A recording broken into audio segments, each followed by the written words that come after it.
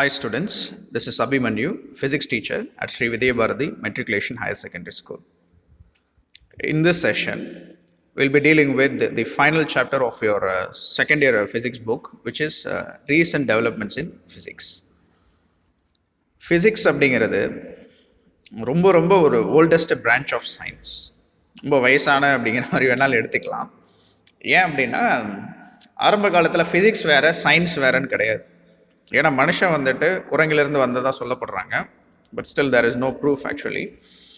அந்த evolution process எது எடுத்துக்கிட்டிங்கனாலும் ஆரம்ப காலத்தில் மனுஷன் சயின்ஸ் அப்படிங்கிற ஒரு விஷயத்தை கொண்டு வர ஆரம்பித்ததே எப்படின்னா தன்னை சுற்றி இருக்கக்கூடிய நிகழ்வுகளை பார்த்து அதை ஸ்டடி பண்ணுறது மூலமாக தான்.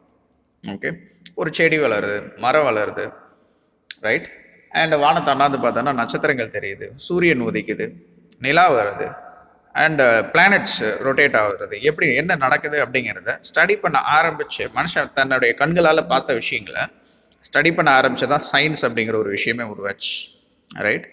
அண்ட் ஃபிசிக்ஸ் வேறு சயின்ஸ் வேறு நான் இன்ன வரையுமே நான் சொல்ல மாட்டேன் எப்போவுமே. ஏன் அப்படின்னா ஃபிசிக்ஸ் அப்படின்னாலே ஜென்ரலைஸ்டாக என்ன சொல்கிறாங்கன்னா the study of nature and natural phenomenon அப்படின்னு தான் நான் எப்போவுமே சொல்லுவேன் ஸ்டூடெண்ட்ஸ் கிட்ட. நம்ம புக்லேயுமே ஆரம்பமே அப்படி தான் இருக்கும் 11th. ஃபிசிக்ஸுங்கிறது the study of nature and natural phenomena, நம்மளை சுற்றி இருக்கக்கூடிய இயற்கையை பற்றியும் இயற்கை நிகழ்வுகளை பற்றியும் நீங்கள் படிச்சிங்கன்னா அதுதான் ஃபிசிக்ஸ். இப்போ அதுவே எல்லாத்தையும் உங்களுக்கு கவர் பண்ணிடுது, ரைட். நம்மளை சுற்றி என்ன நடந்தாலும் அதை பற்றி நீங்கள் ஸ்டடி பண்ணால் அதில் ஃபிசிக்ஸ் இருக்குது. இப்போ ஒரு ஹியூமன் பீயிங்னு எடுத்துக்கிட்டிங்கன்னா அவருடைய ஃபிசிக்ஸ் என்ன, அவர் எப்படி ஒர்க் பண்ணுறாரு, எப்படி செயல்படுறாரு அப்படிங்கிறது ஹிஸ் ஃபிசிக்ஸ். ஒரு மரம் இருக்குது, செடி இருக்குது, ஒரு பிளானட் இருக்குது, ஒரு கேலக்ஸி இருக்குது, ஸ்டார்ஸ் இருக்குது, ரைட். இது எல்லாமே எப்படி செயல்படுது அப்படிங்கிறத ஸ்டடி பண்ணாங்கனாலே அது ஃபிசிக்ஸ். அண்ட் ஜென்ரலைஸ்டாக போகிறப்ப தான் நீங்கள் சயின்ஸ் அப்படிங்கிற ஒரு விஷயத்தை கொண்டு வர்றீங்க. ஆரம்ப காலத்தில் நீங்கள் பார்த்தீங்கன்னா ஃபிசிக்ஸ் வேறு சயின்ஸ் வேறுன்னு கிடையாது, ரைட். ஏன் அப்படின்னா இப்போ நீங்கள் ஃபாதர் ஆஃப் ஃபிசிக்ஸ்ன்னு சொல்கிற ஒரு நியூட்டனாக இருந்தாலும் Newton basically is a mathematician, right. அப்போது மேத்தமெட்டிக்ஸில் அவர் பெரிய ஆளாக இருந்தாலும் அவரை ஃபாதர் ஆஃப் ஃபிசிக்ஸ்னு ஏன் சொல்கிறீங்க அப்படிங்கிற கேள்வி வரும், ரைட். ஏன்னா அப்போ ஃபிசிக்ஸ் வேறு மேத்தமெட்டிக்ஸ் வேறுன்னு கிடையாது. ஆஸ் அ ஹோல் சயின்ஸ் அப்படின்னாலே ஃபிசிக்ஸை ரெப்ரசன்ட் பண்ண காலம்லாம் உண்டு, ரைட்.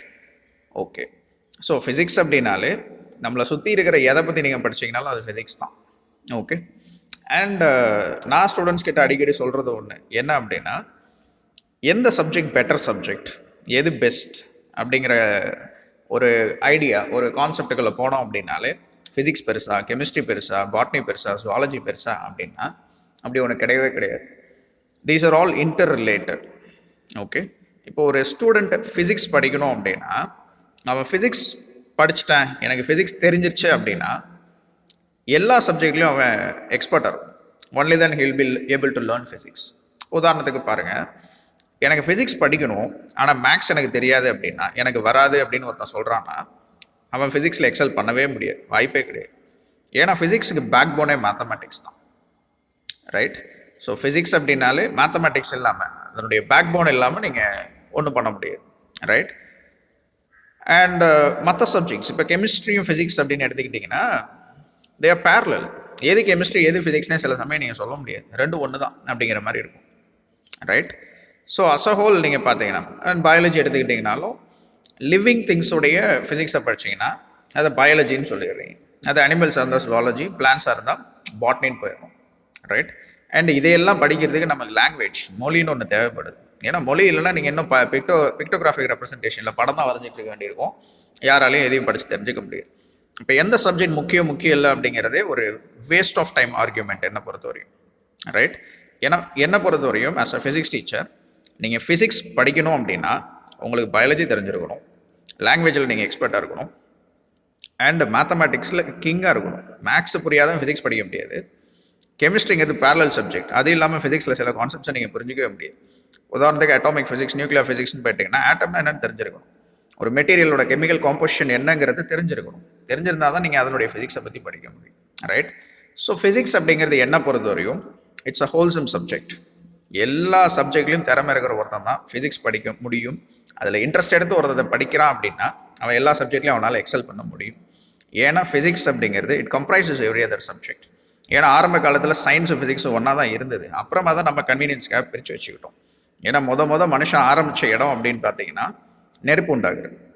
எப்படி? நெருப்பு தான் first invention of human being அப்படின்னு சொல்லி நம்ம சொல்கிறோம், ரைட்? இப்போ அந்த ஃபஸ்ட்டு இன்வென்ஷன் எப்படி உண்டாது? ஒரு கல் உரசுறப்ப நெருப்பு உண்டாச்சு அப்படிங்கிறது நம்ம கேள்விப்பட்டது உண்டு.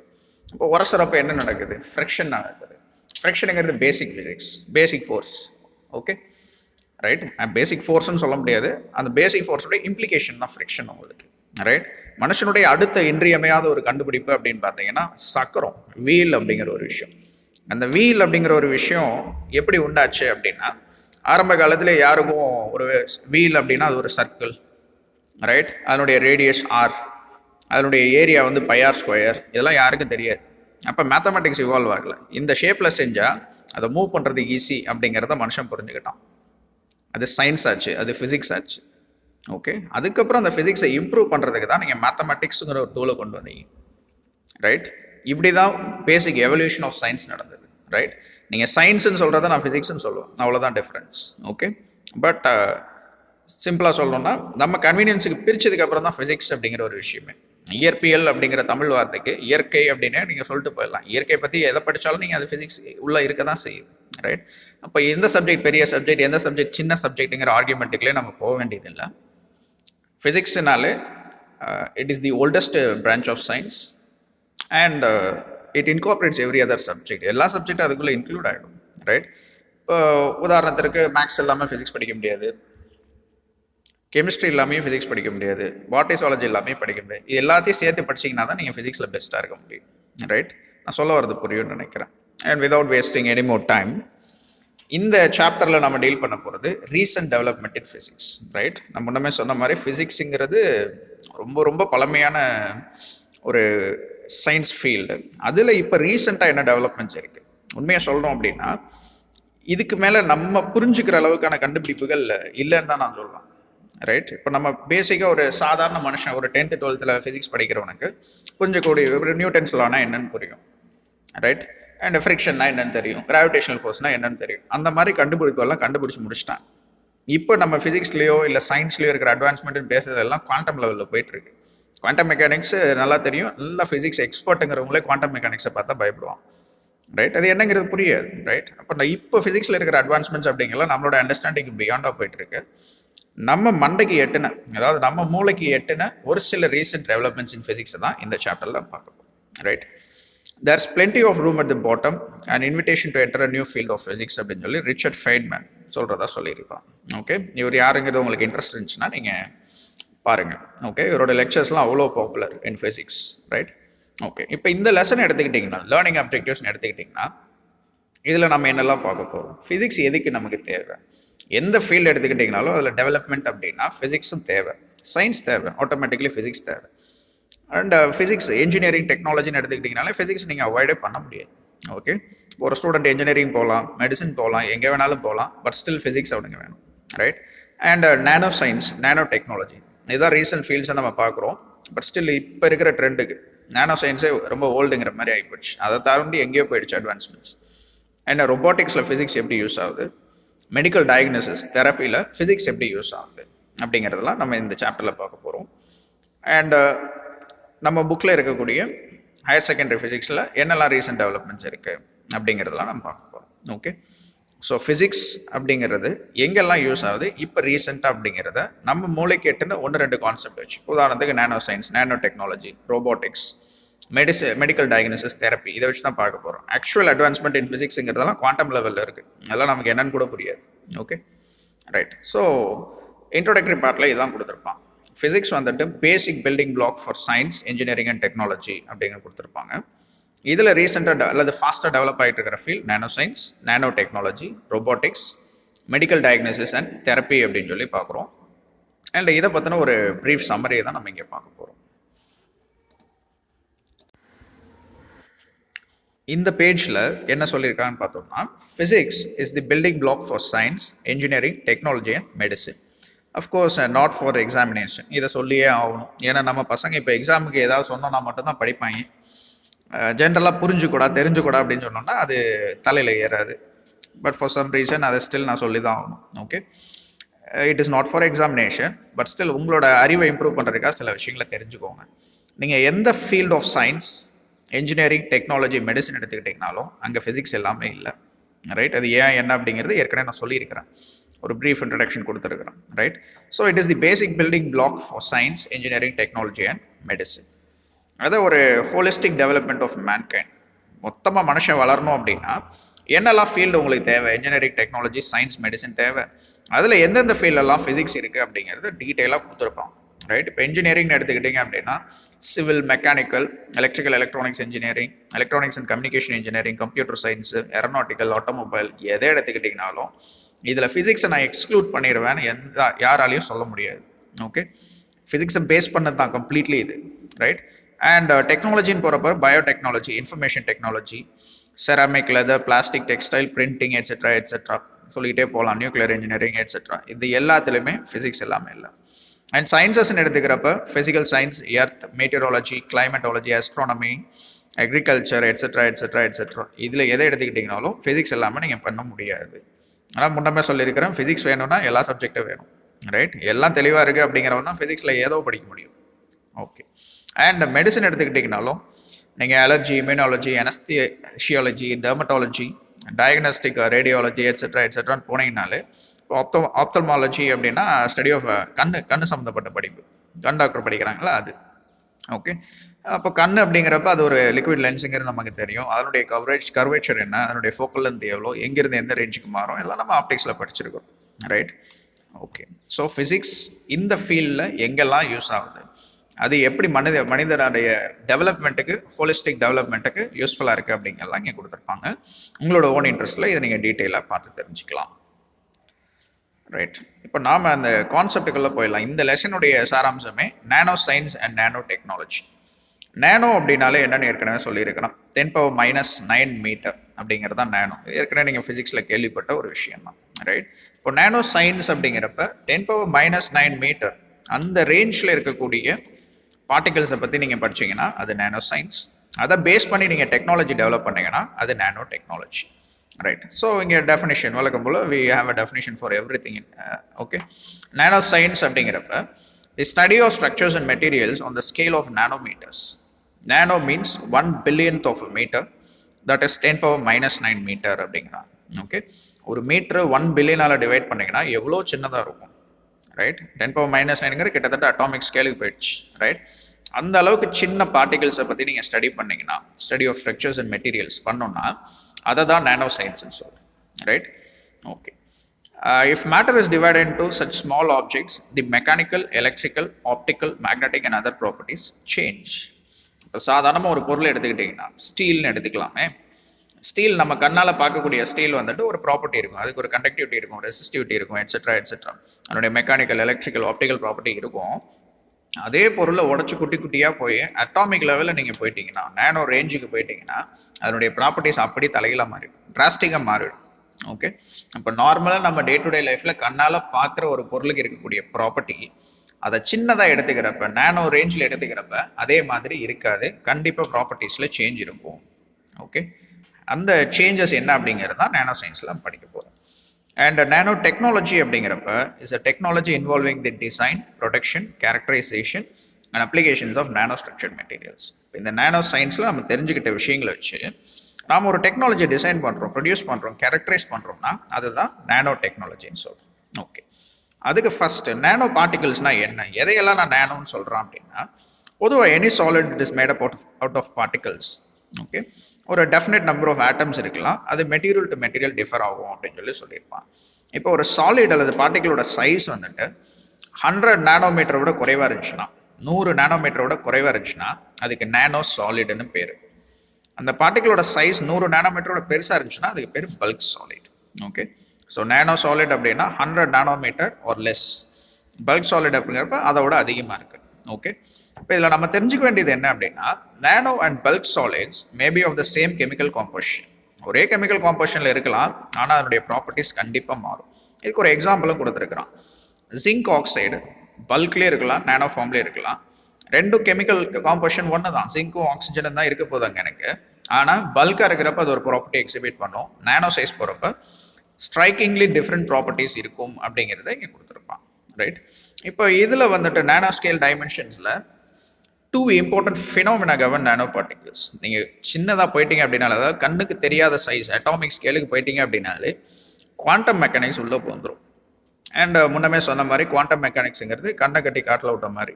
It's a very new and emerging field. Still emerge ஆகிட்டே தான் இருக்கே தவிர அதுக்கு இவ்வளோ தான் முடிவு, இப்படி தான் அப்படிங்கிற மாதிரி ஒரு க்ளோஷர் இன்னும் கிடையாது. இது போயிட்டே இருக்குது. ஃபிசிக்ஸுங்கிறது ஆரம்ப காலத்துலேருந்து அப்படி தான் எவால்வ் ஆகிட்டு இருக்கு. நீங்கள் ஆரம்ப காலத்தில் நியூட்டன், அரிஸ்டாட்டல் இவங்க சொன்ன கதையெல்லாம் எடுத்து பார்த்தோம்னா, அரிஸ்டாட்டல் சொன்னதை நியூட்டன் தப்புன்னு சொல்லியிருப்பாரு, நியூட்டன் சொன்னதை ஐன்ஸ்டீன் தப்புன்னு சொல்லியிருப்பாரு, ஐன்ஸ்டீன் சொன்னதை ஸ்டீஃபன் ஹாக்கிங் தப்புன்னு சொல்லியிருப்பாரு. இனி அடுத்து வர சயின்டிஸ்ட் ஸ்டீஃபன் ஹாக்கிங் சொன்னதையும் தப்புன்பாங்க, ரைட்? ஏன்னா குவாண்டம் லெவலில் போயிட்டாங்கன்னா அங்கே எல்லா ப்ராப்பர்ட்டிஸும் டிஃபர் ஆகுது. தப்பு அப்படிங்கிறத விட எங்கே எதை அப்ளை பண்ணணும் அப்படிங்கிறது. இப்போ நியூட்டன் சொன்னது எல்லாமே சரியா அப்படின்னா கிடையாது. நியூட்டன்ஸ் லாஸ் நீங்கள் எல்லா இடத்துலையும் அப்ளை பண்ணலாமான்னா கிடையாது. So physics is constantly evolving. எல்லா இடத்துலையும் கரெக்டாக இருக்க போகிறது கிடையாது. It's still evolving. நம்மளோட அண்டர்ஸ்டாண்டிங் ஆஃப் நேச்சர், நாம் எந்த அளவுக்கு இயற்கையை புரிஞ்சுக்கிட்டோம் அப்படிங்கிறது இன்னும் இவால்வ் ஆகிட்டு தான் இருக்கே தவிர எக்ஸாக்டாக இப்படி தான் அப்படிங்கிறது இன்னுமே நமக்கு தெரியாது. Okay, right? ஸோ ஃபிசிக்ஸ் இவ்வளோ தான் முடிஞ்சது, எல்லாம் கண்டுபிடிச்சாச்சு அப்படின்னு ஒன்று கிடையவே கிடையாது. ஏன்னா நம்ம இயற்கையை எந்த அளவுக்கு புரிஞ்சுக்கிறோம் அப்படிங்கிறது தான் ஃபிசிக்ஸ்ன்னு நான் சொல்லியிருக்கிறேன். நம்ம புரிஞ்சுக்கிட்டது அப்படிங்கிறது 1% கூட கிடையாது, right? It is not even 1%. நம்ம என்டையர் யூனிவர்ஸ் எடுத்துக்கிட்டிங்கன்னா அதில் வேறு 4% கூட நாம் என்ன புரிஞ்சிக்கல, 4% கூட அக்கௌண்ட் பண்ண முடியல நம்மளால். அப்போ மீதி எவ்வளோ இருக்குன்னு பாருங்கள். அந்த அளவுக்கு நமக்கு தெரியாத விஷயங்கள் நிறைய இருக்குது. ஓகே, நாம் தெரிஞ்சுக்கிட்டது 1% கூட கிடையாது என்னை பொறுத்தவரையும். இட் இஸ் ஆக்சுவலி, நான் சொல்கிறது எப்போவுமே it is basically 0.00001 or something percentage தான் நம்மளோட யூனிவர்ஸை பற்றி தெரிஞ்சிருக்கு, ரைட்? இன்னும் அதுக்குள்ளே டெப்த்தாக போயிட்டிங்கன்னா அது எங்கெங்கேயோ போயிடும், ரைட்? ஸோ இங்கே நேனோ பார்ட்டிகிள்ஸ் அப்படிங்கிறப்ப நேனோ ஸ்கேல் டைமென்ஷன்ஸ் பண்ணிங்கன்னா நீங்கள் குவாண்டம் கன்ஃபைன்மெண்ட் எஃபெக்ட்ஸையும் சர்ஃபேஸ் எஃபெக்ட்ஸையும் கணக்கில் எடுத்துக்கணும். இதை வச்சு தான் நீங்கள் இதை அப்ரோச் பண்ணணும் அப்படிங்கிற மாதிரி சொல்லியிருக்கலாம். ஓகே, அண்ட் நம்ம முன்னமே சொன்ன மாதிரி நம்ம மண்டைக்கு எட்டின சில விஷயங்களை மட்டும் தான் இங்கே பார்க்க போகிறோம். மற்றதுக்குள்ளே நம்ம டெப்த்தாக போனோம்னா எனக்கே தெரியாத எவ்வளோ விஷயங்கள் இருக்குது. ஸோ அதை பற்றி நான் சொல்ல முடியாது. அண்ட் இங்கே nanoscience and technology, interdisciplinary nature of nanotechnology. இப்போ நேனோ டெக்னாலஜி அப்படிங்கிறப்ப ஜஸ்ட் ஃபிசிக்ஸ் மட்டும்தான் அதில் இருக்குமா அப்படின்னா கிடையாது. It comprises certain subjects.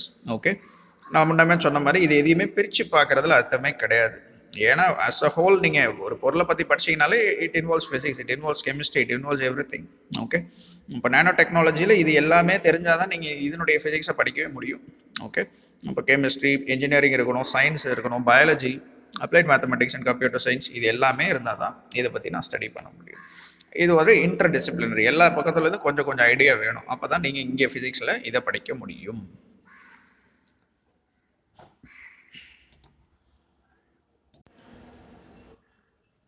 அடுத்ததா நேனோ இன் நேச்சர். நேச்சரில் நேனோ பார்ட்டிகல்ஸ் நேச்சுரலாகவே எக்ஸிஸ்ட் ஆகிருக்கு, ரைட்? அது எங்கெல்லாம் அப்படிங்கிறத பார்க்க போகிறோம். Nano scale structures existed in nature long before scientist begin studying them in laboratories. இது நேச்சரில் என்ன சொல்லணும்னா, சயின்ஸுங்கிறது நேச்சரை நம்ம புரிஞ்சுக்கிறதுக்காக நம்ம கொண்டு வர ஐடியாஸ் தான். சயின்ஸ் படி நேச்சர் கிடையாது. நேச்சரை அண்டர்ஸ்டாண்ட் பண்ணிக்கிறதுக்கு நாம் கொண்டு வர ஒரு விஷயம் தான் சயின்ஸ் ஆக்சுவலி. ஓகே, இப்போ நம்மளுடைய புரிதலை தான் சயின்ஸ்ன்னு சொல்லிக்கிறோம். அதனால தான் சயின்ஸ் இன்றைக்கி ஒன்றா இருக்குது, நாளைக்கு ஒன்றா இருக்குது. ஒரு நேரம் நம்மளோட அண்டர்ஸ்டாண்டிங் ஒரு லெவலுக்கு இருக்கும், அப்புறமா நம்ம புரிஞ்சுக்கிட்ட விதம் மாறுறப்ப ஓ இது இப்படி கிடையாது அப்படின்னு நினைப்போம். அப்போ அது சயின்ஸாக இருக்கும், ஃபிசிக்ஸாக இருக்கும், ஆஃப்கோர்ஸ். ஓகே, இப்படியே தான் போய்கிட்டே இருக்கும், ரைட்? ஸோ நேச்சரில் நேனோ, இப்போ நேனோ நம்ம டீட்டெயிலாக படிச்சுக்கிட்டு இருக்கிறோம். இப்போ அது காலங்காலமாக நேச்சர்லேயே நேனோ மெட்டீரியல்ஸ் இருக்குது, நேனோ ஸ்கேல் ஸ்ட்ரக்சர்ஸ் இருக்குது. அது என்னெல்லாம் அப்படிங்கிறத பார்க்க போகிறோம், right? First nano in nature அப்படிங்கிறப்ப டிஎன்ஏ பற்றி பார்க்குறோம். டிஎன்ஏ தானே basic for any living organism, right? Animal of course. அந்த டிஎன்ஏ அப்படிங்கிறது single strand DNA, double strand DNA. ஒரு சிங்கிள் ஸ்ட்ராண்ட் ஆஃப் டிஎன்ஏ இருக்கும், நம்ம டபுள் ஹெலிக்கல் ஸ்ட்ரக்சர் தான் நம்ம ஹியூமன் பீயிங்ஸ். ஓகே, அப்போ ஒரு single strand of DNA, the building block of all living things is about 3 nanometre wide. இப்போ இந்த டிஎன்ஏன்னு எடுத்துக்கிட்டிங்கன்னா அது 3 நானோமீட்டர் வைடில் தான் இருக்கும். அப்போ இந்த டிஎன்ஏ பற்றி நீங்கள் ஸ்டடி பண்ணணும்னா கண்டிப்பாக நானோ ரேஞ்சில் உள்ள ஸ்டடிங் மெக்கானிசத்தை நீங்கள் எம்ப்ளாய் பண்ண வேண்டியிருக்கும். அப்போ டிஎன்ஏஸ் பற்றின ஸ்டடி ஏற்படுத்துகிறோம் அப்படின்னாலே அது நானோ ஸ்கேலில் இருக்கும் அப்படிங்கிறத நம்ம புரிஞ்சுக்கணும். அடுத்து ஒரு ஆப்ஜெக்டை பற்றி பார்க்குறோம். The scales on the wings of a morpho butterfly contain nanostructures that change the way light waves interact with each other, giving the wings brilliant metallic blue and green hues. இப்போ ஒரு பட்டர்ஃப்ளை பற்றி சொல்கிறாங்க, மார்ஃபோ பட்டர்ஃப்ளைன்னு சொல்லிட்டு. அதனுடைய விங்ஸில் இருக்கக்கூடிய scales இருக்குல்ல, அது நானோ ஸ்ட்ரக்சராக. அது வந்து லைட் வேவ் கூட எப்படி இன்ட்ராக்ட் பண்ணதுங்கிறத வச்சு தான் அதனுடைய கலர், அந்த மெட்டாலிக் ப்ளூ கலரில் இருக்குல்ல, அந்த ப்ளூ அண்ட் க்ரீன் ஹியூனா கலர் உண்டாகுது அப்படிங்கிறத பார்க்குறோம். ஓகே, இப்போ இயற்கையாகவே இந்த பட்டர்ஃப்ளை விங்ஸில் நானோ ஸ்ட்ரக்சர்ஸ் இருக்குது. அது லைட் கூட இன்ட்ராக்ட் பண்ணுறதை வச்சு தான் அதனுடைய கலர் உண்டாகுது அப்படிங்கிறத பார்க்குறோம். இது நேச்சுரலில் எக்ஸிஸ்ட் ஆகுது. இதை லேபரேட்டரியில், லேபில் நம்ம எப்படி யூஸ் பண்ணிக்கலாம் இதே ஐடியாவை அப்படின்னா, manipulation of colors by adjusting the size of nanoparticles with which the materials are made. இந்த பட்டர்ஃப்ளை விங்ஸை ஸ்டடி பண்ணி அதில் என்ன நானோ பார்ட்டிகல் இருக்குங்கிறத பார்த்து அந்த நானோ பார்ட்டிகளோட சைஸை வெவ்வேறு மெட்டீரியலாலேயோ இல்லை சைஸ் ஆல்டர் பண்ணுறது மூலமாகவோ டிஃப்ரெண்ட் கலர்ஸை க்ரியேட் பண்ணலாம். ரைட், அப்போது வெவ்வேறு கலர்ஸை உண்டாக்குறதுக்கு லைட் இன்ட்ராக்ட் பண்ணுறப்ப டிஃப்ரெண்ட் கலர்ஸ் நமக்கு தெரியணும் அப்படின்னா, இப்போ டையிங் இண்டஸ்ட்ரி எடுத்துக்கிட்டிங்கன்னா, இப்போ ஒரு சாரீ ஒரு ட்ரெஸ் இருக்குது அப்படின்னா அது என்ன கலரில் இருக்கணும் அப்படிங்கிறது அந்த டையிங் இண்டஸ்ட்ரியில் இந்த நானோ ஸ்ட்ரக்சர்ஸ் வச்சு நீங்கள் டிசைட் பண்ணலாம். ஓகே, இப்போ என்ன மாதிரி மெட்டீரியல் எந்த சைஸில் லைட் கூட இன்ட்ராக்ட் பண்ணிச்சுன்னா என்ன கலர் உண்டாகும் அப்படிங்கிற ஐடியாவை நம்ம இந்த பட்டர்ஃப்ளைலேருந்து நம்ம தெரிஞ்சுக்கலாம். அண்ட் அடுத்ததாக நானோ இன் நேச்சரில் பீகாக் ஃபெதர்ஸ், மயில் நம்மளோட தேசிய பறவை, அதனுடைய ஃபெதர்ஸ் எடுத்துக்கிட்டிங்கன்னா get their iridescent coloration from light interacting with 2-dimensional photonic crystal structures just tens of nanometers thick. இப்போ மயில் இறகு எடுத்துக்கிட்டிங்கன்னா அது கலர் என்ன கலர்னு சொல்லுங்கள் அப்படின்னா யாராலையும் சொல்ல முடியாது. அது ஒரு different, it's a combination of colours. அந்த இரிடசன்ட் கலரேஷன் எப்படி உண்டாகுது அப்படின்னா, அந்த ஃபெதரோட சர்ஃபேஸில் 2-dimensional photonic crystals இருக்கலாம். அது வந்துட்டு எவ்வளோ திக்கில் இருக்குன்னா நானோமீட்டர் ரேஞ்ச் திக்கில் இருக்குது. அது எப்படி லைட்டில் இன்ட்ராக்ட் பண்ணுது அப்படிங்கிறத வச்சு இந்த டிஃப்ரெண்ட் கலரேஷன்ஸ். ஓகே, இதை லெபார்ட்டரியில் எப்படி மிமிக் பண்ணுறோம்? மிமிக் பண்ணுறதுன்னா டூப்ளிகேட் பண்ணுறதுங்கிற மாதிரி எடுத்துக்கலாம். இது எப்படி கொண்டு வந்து அங்கே அப்ளை பண்ணுறோம் அப்படின்னு பார்த்தோம்னா, similar nano structures are made in lab to glow in different colours. இதை பேஸ் பண்ணி இது என்ன மெட்டீரியல், இவ்வளோ நானோமீட்டர் திக்கில் இருக்குது, அப்போ வேற ஒரு மெட்டீரியலோ இல்லை அதே மெட்டீரியலையோ திக்னஸை மாற்றணும்னா எப்படி கலர்ஸை ரீக்ரியேட் பண்ண முடியும் அப்படிங்கிறத லெபரட்டரிஸில் ஸ்டடி பண்ணுறோம். அடுத்ததாக நானோ நேச்சருடைய கண்டினியூஷனில் நம்ம பார்க்கறது பேரட் ஃபிஷ் பற்றி. பேரட் ஃபிஷ்ஷுங்கிறது இதுதான் இங்கே கொடுத்துருப்பாங்க. இது வந்துட்டு பல் இருக்கும் இந்த ஃபிஷ்ஷுக்கு. இதனுடைய உணவு அப்படின்னு பார்த்தீங்கன்னா கோரல் ரீஃப் தான், பவள பாறைகள் தான். பாறைகளை கடித்து மென்று அதில் இருக்கிற எனர்ஜியை எடுத்துக்கக்கூடிய ஒரு ஃபிஷ் டைப் இது பேரட் ஃபிஷ். எதுக்கு பேரட் ஃபிஷ்னு பேர் வச்சுருக்காங்கன்னா, கலர்ஃபுல்லாக இருக்கும். பேரட் என்ன கலரில், கிளி என்ன கலரில் இருக்குமோ அதே மாதிரி இருக்கும் கிட்டத்தட்ட. ரைட், இது பவளப்பாறைகளில் மென்று பாறைகள் லிட்ரலாக. ஓகே, அது பாறைகள் அப்படிங்கிறத விட தோஸ் ஆர் ஃபாசில்ஸ் ஆக்சுவலி. அந்த பிளாங்டன் சொல்லுவாங்க, அதனுடைய ஃபாசில்ஸ் தான் அது. எலும்பு கூடு மாதிரி கிட்டத்தட்ட. அதை கடித்து சாப்பிட்டு அதில் இருக்கிற எனர்ஜி எடுத்துக்கக்கூடியது. மீனுக்கு பல் இருக்குமா அப்படின்னா இருக்குது, கண்டிப்பாக. இந்த மீன் வகைகளுக்கு கண்டிப்பாக உண்டு. இன்னும் ஏகப்பட்ட மீன் வகைகள் இருக்குது, பல் இருக்கும் அதுகளுக்குலாம். ஓகே ரைட், இந்த மீன்களை எடுத்துக்கிட்டிங்க அப்படின்னா it crunches up coral all டேன்னு கொடுத்துருப்பான். கோரல் ரீஃப்ஸை மென்று சாப்பிடும். இதனுடைய பவர்ஃபுல் பைட்டுக்கு காரணம் என்ன அப்படின்னா இன்டர்வோவன் ஃபைபர் நானோ ஸ்ட்ரக்சர்னு சொல்லியிருப்பான். அது பல்லு செய்யப்பட்ட அந்த பொருளோட தன்மையை பொறுத்து தான் அது வேலை அவ்வளோ தூரத்துக்கு பாறைகளை கடிக்க முடியுது அப்படின்னு சொல்லியிருப்பான். Crystals of a mineral called fluorapatite are woven together in a chain mail like arrangement. இந்த மெட்டீரியல் ஃப்ளூரோபடைட்டால் செய்யப்பட்டிருக்கு. இந்த ஸ்ட்ரக்சர் தான் பேரட் ஃபிஷ்ஷோட டீத்துக்கு இன்க்ரெடிபிள் டியூரபிலிட்டியை கொடுக்குது. ரைட், இது நானோ ஸ்கேலில் இருக்குது. அஃப்கோர்ஸ் அதுதான் அவங்க மீன் பண்ணுறாங்க. அந்த ஃபைபர் மாதிரி அது ஒரு பின்னல் மாதிரி ஃபைபர்ஸை வச்சுட்டு ஒன்று மேலே ஒன்று பின்னி உண்டான மாதிரி இருக்குது. அந்த பல்லு செய்யப்பட்டிருக்கு. அதுதான் அதுக்கு அவ்வளோ டியூரபிலிட்டி, ஸ்ட்ரென்த்தை கொடுக்குது அப்படிங்கிறத சொல்லியிருப்பான். இதை லேபரேட்டரியில் எப்படி மிமிக் பண்ணுறோம், ரெப்ளிகேட் பண்ணுறோம் அப்படின்னு பார்த்தீங்கன்னா, the natural structure provides a blueprint for creating ultra durable synthetic materials. சிந்தட்டிக்காக ஒரு சிந்தட்டிக்னா ஆர்டிஃபிஷியலாக நம்ம செய்கிறோம். அது ரொம்ப டியூரபிலிட்டி அதிகமாக இருக்கணும், ஸ்ட்ராங்காக இருக்கணும், அவ்வளோ சீக்கிரம் டேமேஜ் ஆகாது செய்யணும் அப்படின்னா இது என்ன மெட்டீரியலால் செய்யப்பட்டிருக்குன்னா அதே மெட்டீரியலை நம்ம இங்கே ரெப்ளிகேட் பண்ணலாம். இது எதுக்காக யூஸ் ஆகுது அப்படின்னா, as mechanical components in electronics and other devices that undergo repetitive movement, abrasion and contact stress.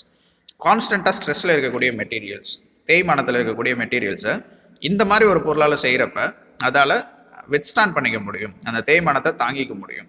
இதை லெபார்ட்டரியில் பேரட் ஃபிஷ்லேருந்து நம்ம கற்றுக்குறோம். பேரட் ஃபிஷ்ஷுடைய நானோ ஸ்ட்ரக்சரை ஸ்டடி பண்ணுறது மூலமாக நம்ம தெரிஞ்சுக்கிறோம்.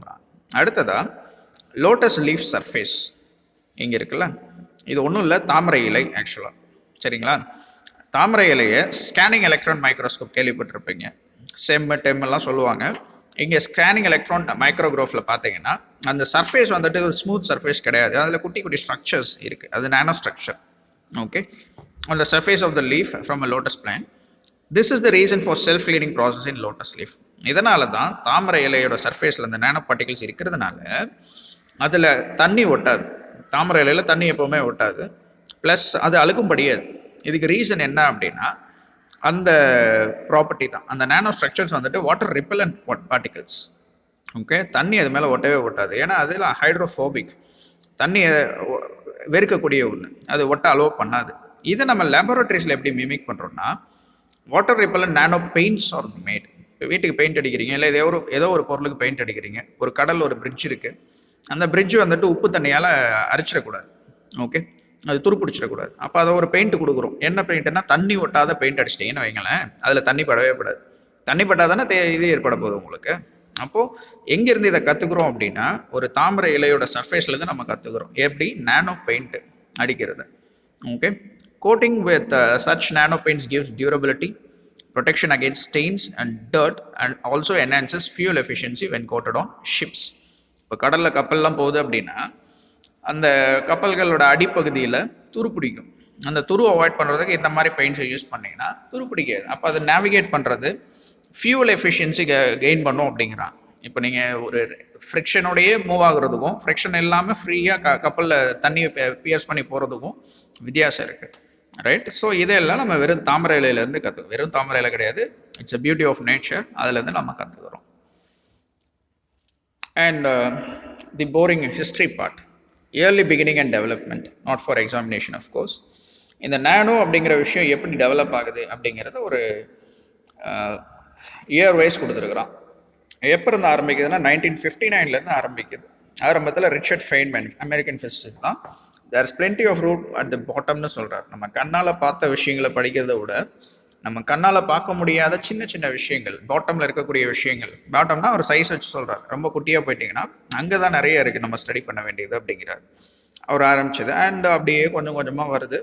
இது உங்களோட ஓன் இன்ட்ரெஸ்ட்டில் நீங்கள் வாசித்து பார்த்தீங்கன்னா நல்லாயிருக்கும். 1974 ஒரு சயின்டிஸ்ட் இது சொல்லியிருப்பார். 1989 இப்படி வந்திருக்கும். 81, 2000, 2004, 2016 அதில் நோபல் ப்ரைஸ்லாம் வாங்குறாங்க அண்ட் ஸோ ஆன். இந்த ஹிஸ்ட்ரி நீங்கள் கொஞ்சம் பார்த்துக்கலாம். அடுத்ததாக நானோ இன் லெபார்ட்ரிஸ் அப்படிங்கிற ஒரு டாபிக் இருக்குது. இப்போ பொதுவாக நம்ம நானோ ஸ்ட்ரக்சர்ஸ் நேச்சரில் பார்க்குறோம், அதை லேபரேட்டரியில் எப்படி மிமிக் பண்ணுறது, எப்படி ரெப்ளிகேட் பண்ணுறது அப்படிங்கிறதையும் பார்க்குறோம். அண்ட் அதை ரெப்ளிகேட் பண்ணுறதுக்கு nano structures are so small, specialised methods are needed to manufacture objects in this size range. அதை எப்படி செய்கிறது, ஒரு நானோ பார்ட்டிகல் எப்படி உருவாக்குறது அப்படின்னா அதுக்கு ஒரு குறிப்பிட்ட மெத்தட் இருக்குது. அதில் 2 அப்ரோச் இருக்குது. There are 2 ways of preparing the nano materials, top down and bottom up approach ன்னு சொல்லியிருப்பான். ரைட், அதை தான் இங்கே கொடுத்துருப்பான். Synthesis of nano particles, top down approach, bottom up approach. Top down அப்ரோச்னா என்ன அப்படின்னா, nano materials are synthesise by breaking down bulk solids into nano sizes. Example ball milling, sol gel lithography, இதெல்லாம் technique எப்படி உருவாக்குறது அப்படிங்கிறது அதுக்குள்ளே நம்ம போகிறதில்ல. ஒரு பெரிய பொருளை எடுத்து அதை உடச்சி குட்டி குட்டியாக உடச்சி 100 நானோமீட்டரை விட அதனோட சைஸை குறைச்சோம்னா அது நானோ மெட்டீரியலாக மாறிடும். இது டாப் டவுன் அப்ரோச், மேலேருந்து கீழே வரும், பெரிய பொருளை உடச்சி சின்ன பொருளாக்குறோம். அப்போ பாட்டம் அப்ரோச் அப் அப்ரோச்சுங்கிறது என்னங்க இது புரிஞ்சிருக்கும். ரைட், கீழேருந்து மேலே ஆட்டம் பை ஆட்டமாக எடுத்து சின்ன சின்ன பார்ட்டிகளை சேர்த்து நானோ சைஸுக்கு கொண்டு வரும். Nanoparticles are synthesised by assembling the atoms/molecules together. Selectively atoms are added to create structures. Example இதுக்கு plasma etching, chemical vapor deposition அப்படிங்கிறத பார்க்குறோம். ரைட், அண்ட் அதே தான் திருப்பி பார்க்குறோம். சிந்தசிஸ் ஆஃப் நானோ பார்ட்டிகல்ஸில் டாப் டவுன் அப்ரோச்னா என்ன, பாட்டம் அப் அப்ரோச்னா என்ன, அதை ஃபிகரேட்டிவாக கொடுத்துருக்குறோம். பல்க் பார்ட்டிக்கல் 100 நானோமீட்டரோட சைஸ் அதிகமாக உள்ள பார்ட்டிகல் எடுத்து அதை உடைச்சோம்னா நமக்கு பவுடராக கிடைக்கும். அதை இன்னும் உடைச்சோம் அப்படின்னா நமக்கு நானோ பார்ட்டிகல்ஸ் ஃபார்ம் ஆகும். இதே பாட்டம் அப் அப்ரோச்சுங்கிறப்ப ஒரு ஆட்டம் எடுத்துக்கிறோம், அது நிறைய ஆட்டம்ஸோட மெர்ஜ் பண்ணோம்னா கிளஸ்டர்ஸ். இதெல்லாம் நம்ம கண்ணாலே பார்க்க முடியாது, ஒவ்வொரு ஆட்டமாக கையிலலாம் எடுத்து வைக்க முடியாது, அதுக்கு சில மெத்தடாலஜி இருக்குது. அது எப்படிங்கிறது அப்புறம் இப்போ நம்ம பார்க்க போகிறது கிடையாது. ஓகே, ஒரு 2-3 ஆட்டம்ஸ் சேர்த்திங்கன்னா they form கிளஸ்டர்ஸ். அது மாதிரி சில ஆட்டம்ஸ் நீங்கள் சேர்க்குறப்ப 100 நானோமீட்டர் சைஸ்க்கு குறைவாக அந்த ரேஞ்சுக்கு வர்றப்ப நானோ பார்ட்டிகல்ஸ் அப்படின்னு சொல்லி சொல்கிறோம். Okay, right. Due to the vast available methods, the details are avoided at this level. இதை செய்கிறதுக்கு நிறைய மெத்தட்ஸ் இருக்குது, டீட்டெயில்ஸ்குள்ளே போக போகிறது நான் திருப்ப சொல்கிறது தான், இந்த லெசனில் இந்த ஏஜ் குரூப் உள்ள ஸ்டூடெண்ட்ஸு புரிஞ்சுக்கக்கூடிய ஒரு விஷயங்களை பற்றி மட்டும் தான் நம்ம டச் பண்ண போகிறோம். Nothing more than that. Okay, applications of nanotechnology. இப்போ நேனோ டெக்னாலஜின்னு எடுத்துக்கிட்டிங்கன்னா அது எங்கெல்லாம் யூஸ் ஆகுது அப்படிங்கிறத பார்த்தோம்னா ஏகப்பட்ட ஃபீல்ட்ஸ் இருக்குது. Energy storage, defence and security, metallurgy, metals பற்றின படிப்பு, electronics, optical engineering and communication, biomedical and drug delivery. இப்போ நானோ பார்ட்டிகல்ஸ்லாம் வச்சுட்டு ஒரு குறிப்பிட்ட செல்ஸுக்கு மட்டும் ஸ்ட்ரைட்டாக நீங்கள் ட்ரக் அனுப்பலாம். இப்போ நார்மலாக நம்ம ஒரு மாத்திரை சாப்பிட்டோம்னா அது டைஜஸ்ட் ஆகி எனர்ஜி மூலமாக தான் உள்ளே போய் சேருது ஒவ்வொரு செல்ஸையும், ரைட்? இங்கே அப்படி கிடையாது. ஸ்பெசிஃபிக்காக ஒரு குறிப்பிட்ட இடத்துல நீங்கள் டார்கெட் பண்ணி அந்த இடத்துக்கு மட்டும் ஸ்ட்ரைட்டாகவே அனுப்பலாம். டேரெக்டாகவே செல்ஸால் அப்சர்வ் பண்ணிக்க முடியும் நானோ பார்ட்டிகல்ஸை, ரைட்? இது ப்ளஸ்ஸும் கூட மைனஸும் கூட தான். அது எப்படிங்கிறத அப்புறம் பார்க்கலாம். Agriculture and food, cosmetics and paints, biotechnology, textile, இது எல்லாத்துலேயும் யூஸ் ஆகுது. இது எப்படி அப்படிங்கிறத கீழே கொடுத்துருப்பான். Application of nano materials based products in different areas அப்படின்ட்டு. ஆட்டோமேட்டிவ் இண்டஸ்ட்ரியில், கெமிக்கல் இண்டஸ்ட்ரியில், என்ஜினியரிங்கில் எப்படி யூஸ் ஆகுது அப்படின்னு நிறைய கொடுத்துருப்பாங்க. இதெல்லாம் ஒவ்வொன்றா சொல்லிகிட்டு இருந்தோம்னா முடியாது. ஸோ நீங்கள் பாருங்கள், இன்ட்ரெஸ்ட் இருக்கிறவங்க கூகுளில் சர்ச் பண்ணிங்கன்னா you will have an idea what it is. Okay, right. இது அதனுடைய கண்டினியூஷன். டெக்ஸ்டைலில் எப்படி யூஸ் ஆகுது, energy, fuel cell, solar cell, battery, capacitors, இங்கேயும் காஸ்மெட்டிக்ஸ், அவுட்டோரில், ஹவுஸ் ஹோல்ட், ஃபுட் அண்ட் ட்ரிங்க்ஸில் எப்படி யூஸ் ஆகுது எல்லாம். Okay, right. இப்போ ஏகப்பட்ட இடங்களில் நம்ம யூஸ் பண்ணுறோம். இதுக்கு சில பாசிபிள் ஹார்ம்ஃபுல் எஃபெக்ட்ஸ் இருக்குது நேனோ பார்ட்டிகல்ஸ்க்கு, ரைட்? இப்போ உதாரணத்துக்கு பாருங்கள், பிளாஸ்டிக் எடுத்துக்கிறோம். பிளாஸ்டிக் நல்லதா கெட்டதா அப்படின்னா யூஸ் பண்ண வேண்டிய விதத்தில் யூஸ் பண்ணியிருந்தா நல்லது தான். பட் இப்போ நம்ம யூஸ் பண்ணுறது அது ரீசைக்கிள் பண்ணுறது கிடையாது. கொட்டி எரிக்கிறது, நீர்நிலைகளில் கொண்டு போய் கலக்கிறது, அது பயோடிகிரேடபிள் கிடையாதுன்னு தெரியும்.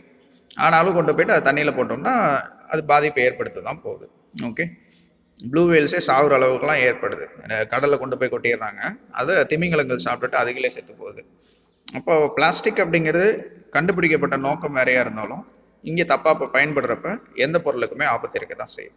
இப்போ சயின்ஸ் எந்த அளவுக்கு ஃபாஸ்ட்டாக அட்வான்ஸ் ஆகுதோ அதே நேரத்தில் அதனுடைய ஹார்ம்ஃபுல் இம்பேக்டும் ஏற்பட தான் செய்யும்.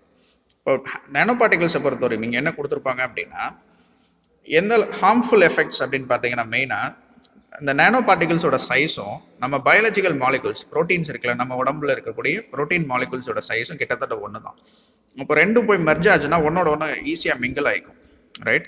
இப்போ ஒரு குறிப்பிட்ட ட்ரக் இருக்குது, ஒரு பர்டிகுலர் டிஷ்யூக்கு நம்ம அனுப்புகிறோம் அப்படின்னா அது அந்த டிஷ்யூவோட நிற்க வேண்டிய அவசியம் கிடையாது. அது உடம்புல எந்த இடத்துக்கு வேணாலும் போயிடும்.